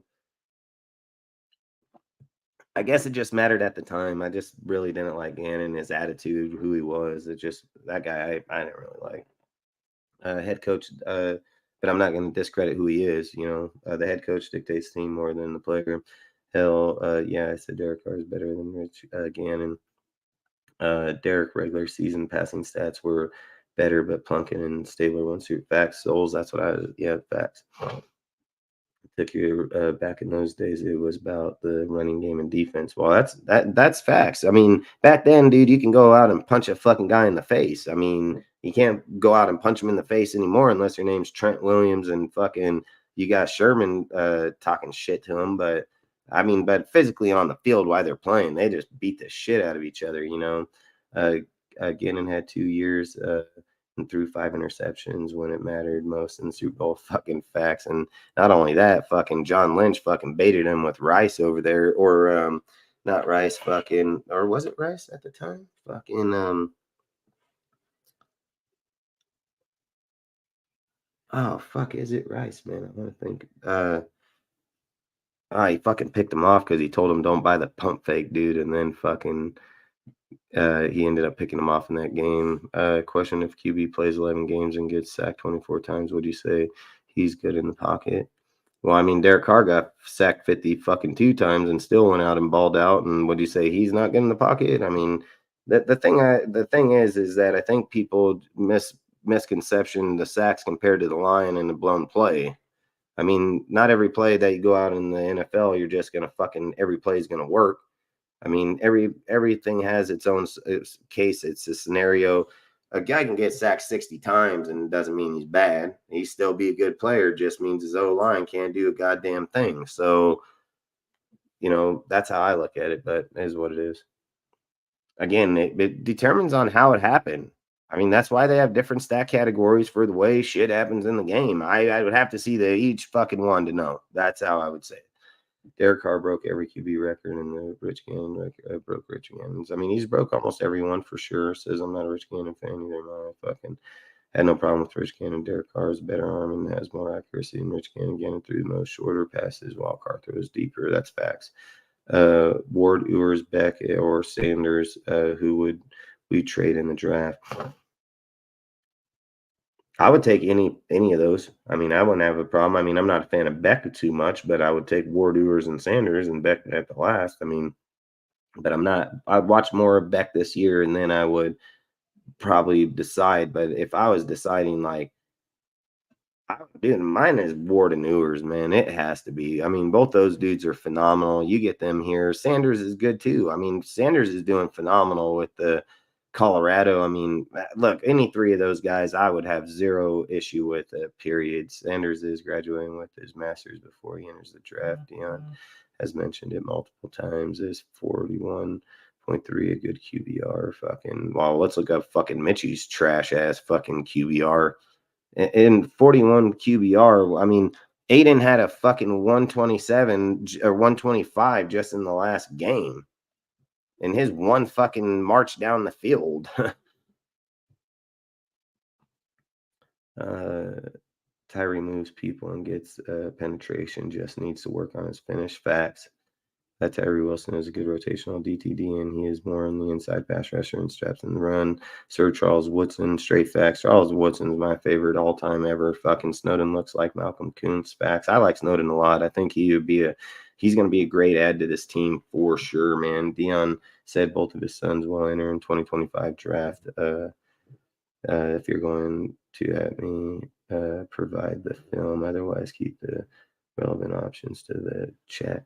I mean, he did, Andre. He did say that. He said that Shakir and so he said, what is it, Shiloh and I fucking can't ever say his other sons, fucking Shakir or whatever. He said that they were entering because he came and met with the Raiders, dude, and talked about them drafting them to the Raiders. So he most definitely said that they were going to enter the upcoming. And he did say that they were going to finish their masters, but you can always finish the people. They always go back or online it to finish it. So I don't know the technicalities of that, but I know for a fact that Dion came to the Raiders, talked with our coaching staff, dude, about us drafting both of his boys to the Raiders. So I don't need to provide. Either way, you guys you'll figure it out. Garrett in a second, a young wide receiver at that. I mean, hey, I would take Garrett in a second. I've said it. I wouldn't move off the second, but if the second was that big of an issue to them, and then we can just get a third, I mean, I'm not gonna cry over that. I'll take it. Young wide receiver at that. Straight facts. What kind of name is? But I fucking who cares? Fucking well, good night, guys. Peace, Luke. Fucking yonder. They won't trade Scary Terry. I don't think they will either. We trade with the Colts, get Pittman or Downs in a second. You know, I mean, I like both of them. All right. So Bears and Bills have 2 second-round picks in this upcoming draft. I've said I think the Bills would most definitely be a target. I spoke on that earlier today that I think that the Bills should be a target in mind for sure. Get Pittman or Downs. I like Pittman and Downs. So, I mean, if we can get their second in that, I would do the trade. I would have no issue with either one of them. I mean, I would like Pittman Jr. for sure, but Downs is an upcoming fucking guy too. But again, if I can make the trade to the Jets and get the same, I would rather have Garrett Wilson over both of them. I think Garrett Wilson, he enters the right place. Garrett Wilson's going to be a danger, man. That guy is so athletic, it's not even funny, dude. And look, Pittman Jr. is phenomenal. So I'm not going to say, but I would love to get Garrett Wilson. I've been saying we need to get Sanders. He's mobile and he can bring Dion to house. See that right there, man. It's that shit right there, man. That's why I said I don't want to get him. I don't want his dad to come here, man. Like, I don't want fucking a Lamar Ball shit, dude. Like, I just want our coaches coach and our players play, dude. Like, your dad don't need to follow you around everywhere. You're a grown-ass man, dude. Fucking go play your game now. Like, I'm pretty sure Dion's dad didn't follow him everywhere. So at some point in time in their career, you got to let them go be them. He don't need to go everywhere they go. So, facts and proofs. Michael Mayer wants out. He made it. He made it known. Well, he made it known because what is this fucking? He said personal fucking deal. Like, this guy most definitely made it known. I'll take Jason Witten back over Mayer. I'm not gonna argue that. I'd probably do that shit too. We have Bowers and Bryant. That's facts. I'm good with that, bro. We good. I know I'm saying there's a room for someone that don't want to be here. He said, don't win Super Bowl. We need to make the league fear us. Facts, man. I'd rather have a team of scrubs who play their heart and smash and the other teams every play that the league debuts who cry and stop trying. Facts. I mean, Davante quit in the Panthers game numerous times. That's why he got called out on that shit, and that's why they think he got his feelings hurt, and that's why the injury happened. So there's all kind of shit behind that whole deal that happened in there, man. And I said week 3 having Josh McDaniels shit, that ain't good. Telesco working the phones, how the Vikings required Jordan Addison as a lethal weapon. I mean, fuck, if we were able to make a trade there, I'd do that in a heartbeat, but that ain't happening. The Vikings are too solid to break chemistry and they won't reach out. Yeah, they're not going to trade Addison. I would fucking take that deal in a heartbeat break. I'll trade Adams for a second and a third. Fact, I'm going to trade him for a first and a fucking third. Madison has vision. You can't teach vision. Straight facts, bro. Maybe we can get Jets to overpay and make the Rodgers happy. It says Paulo Nate Hobbs from being burned. Rodgers has the Jets by dangling things. Paulo's versatility. He can play safety in the weak side. Put Epps in a linebacker in dime situations. I like Trayvon Moore. Needs to stay a free safety, not strong safety. Trayvon was good vision, free safety, and strong. Epps is more of a nickelback than safety. I need Paulo safe. Nate, Paulo says White isn't a zone runner. He isn't effective in the power, so he's going to, if we're going to keep the zone, then Madison needs the majority of touches. Facts and salute, Raider man. Appreciate you, bro. Fucking Randy Moss was a diva still. It said we should have had one against the Chokers and the Cardinal Pussycats. It says a diva, I would say conceited, not a diva. A well-deserved dude had hands worse if the best in the league has seen. Facts. If you think about it, Davante Adams said he wants to be a lifelong Raider. When he was a little kid, Derek Carr was there, but not anymore. So he's doing that. Randy Moss 2.0. Straight facts, fucking cool, Raptor. Appreciate you, bro. Appreciate stopping by. Salute Max said no consistency. We should have never gotten at you at the just stayed with AOC. If they aren't rebuilding anyways, let's AOC get full season with the same coach and deal. Says another good show, brother. Appreciate you, Mike, man. Appreciate you, man. Salute Owls Ghost says AP Hugh Jackson types. See, look, man, I'm just going to point one thing out. We go back through the chat here, which has been over an hour or two, and you got good conversations. Like every conversation you're reading in the chat, it's got good conversation, good meaning to it, a little bit of bickering between you guys, but it's football bickering. It's a good deal. It's not physically attacking, you're not coming through here looking at a bunch of bullshit. It's actually worth going back and reading is basically what I'm trying to say. So appreciate all you guys doing that. Says I'm doing good. How's Go says goes don't panic in the pocket like Minshew. It says Ian Rappaport revealed that Adams asked to be traded before AP like the Instagram post. It would mean Adams sort of lied about saying that he'd be in contact with the organization. That would be crazy, bro. That'd be crazy. Ian Rappaport revealed Adam asked to be traded before AP liked the Instagram post. It would mean Adam sort of lied about saying he hasn't been in contact with the organization. That's facts. He said that on the K Adams show this morning, man. Tom said that the Raiders had made it known that they were trying to bring Tate back after this year. It says, what are your thoughts on Adams wanting out? Raiders O-line grades first 4 weeks. Tackles have 64 grade 17th best. Guard have 64 grade 9th best. Center has 72 grade tied 4th best. Grades based off PFF and calculated on weighted assignments. See, it's not like the fucking line's garbage.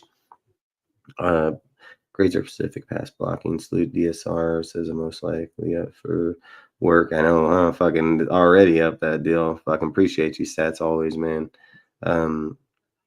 Few Yang said, would you still ride with CMC, Cup, Nuka? I have them, and by week it's coming. I'm panicking. Ooh, that's a tough one, man. But I did see CMC is back here from Germany, dude. He's already working everything. I think didn't Cup and Nuka go on IR? I would put them on IR, man. I think they're both in IR, if I could recall. Says I have them, and by week I would put them on IR. I know CMC. I seen them saying that he was in back from Germany, but it depends on how many IR spots you got, man. If you got 2, I would fucking bench 2 of these guys and just keep the other guy in your backup until he gets healthy. All 3 of those guys are ballers, so if any of them have a chance coming back, especially at the end of the season, that's when points really matter at most. Trying to win your playoffs. So you most definitely need those guys. So I would not cut them if that's what you're asking. I would bench 2 IR and then pick up 2 replacements and then ride with 1 on the bench. I would take Miller Moss. Says Bowers also is the only receiver with 5 yards of separation per route this season. Mitchell is falling at Record route and receiving's Dion already. He said he'll pull on Archie Manning and won't let his sons go to a certain team. See, I know, man. That's why I'm telling you, bro. I don't want to deal with that shit, man. We will swap UIU for Adams. You can't have the Queefs trying to get him. Can we? Better he go to us or the Jets, but don't know what Jets would give.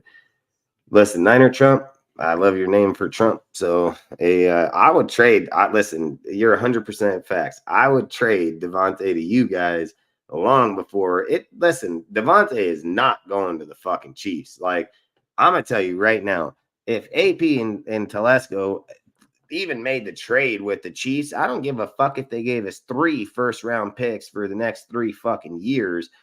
It's not happening. It's just not happening. They're in the same fucking division as us, dude. And Patrick Mahomes, worthy, and hell, fuck, no. Not happening. Salute Raider Twan. I appreciate you, bro. Fucking appreciate you stopping by, man. You ever want to hop on and talk? We've been more than welcome anytime, man. Outside of that, bro, fuck the Broncos. Need this win Saturday. Off to bed. Peace out, Mac, man. Appreciate you. And you're all right, dude. We need to win this fucking game against the Broncos because we've kicked the shit out of them the last 8 times. So, yeah, we ain't gonna let fucking we shouldn't let frickin' Bo Nix, as much as I like him, beat us. Like, we should not allow that. So for sure. But I'm probably bounce out too. It's getting late, man. Frickin', I really do appreciate all you guys. Appreciate all your comments. Appreciate everything.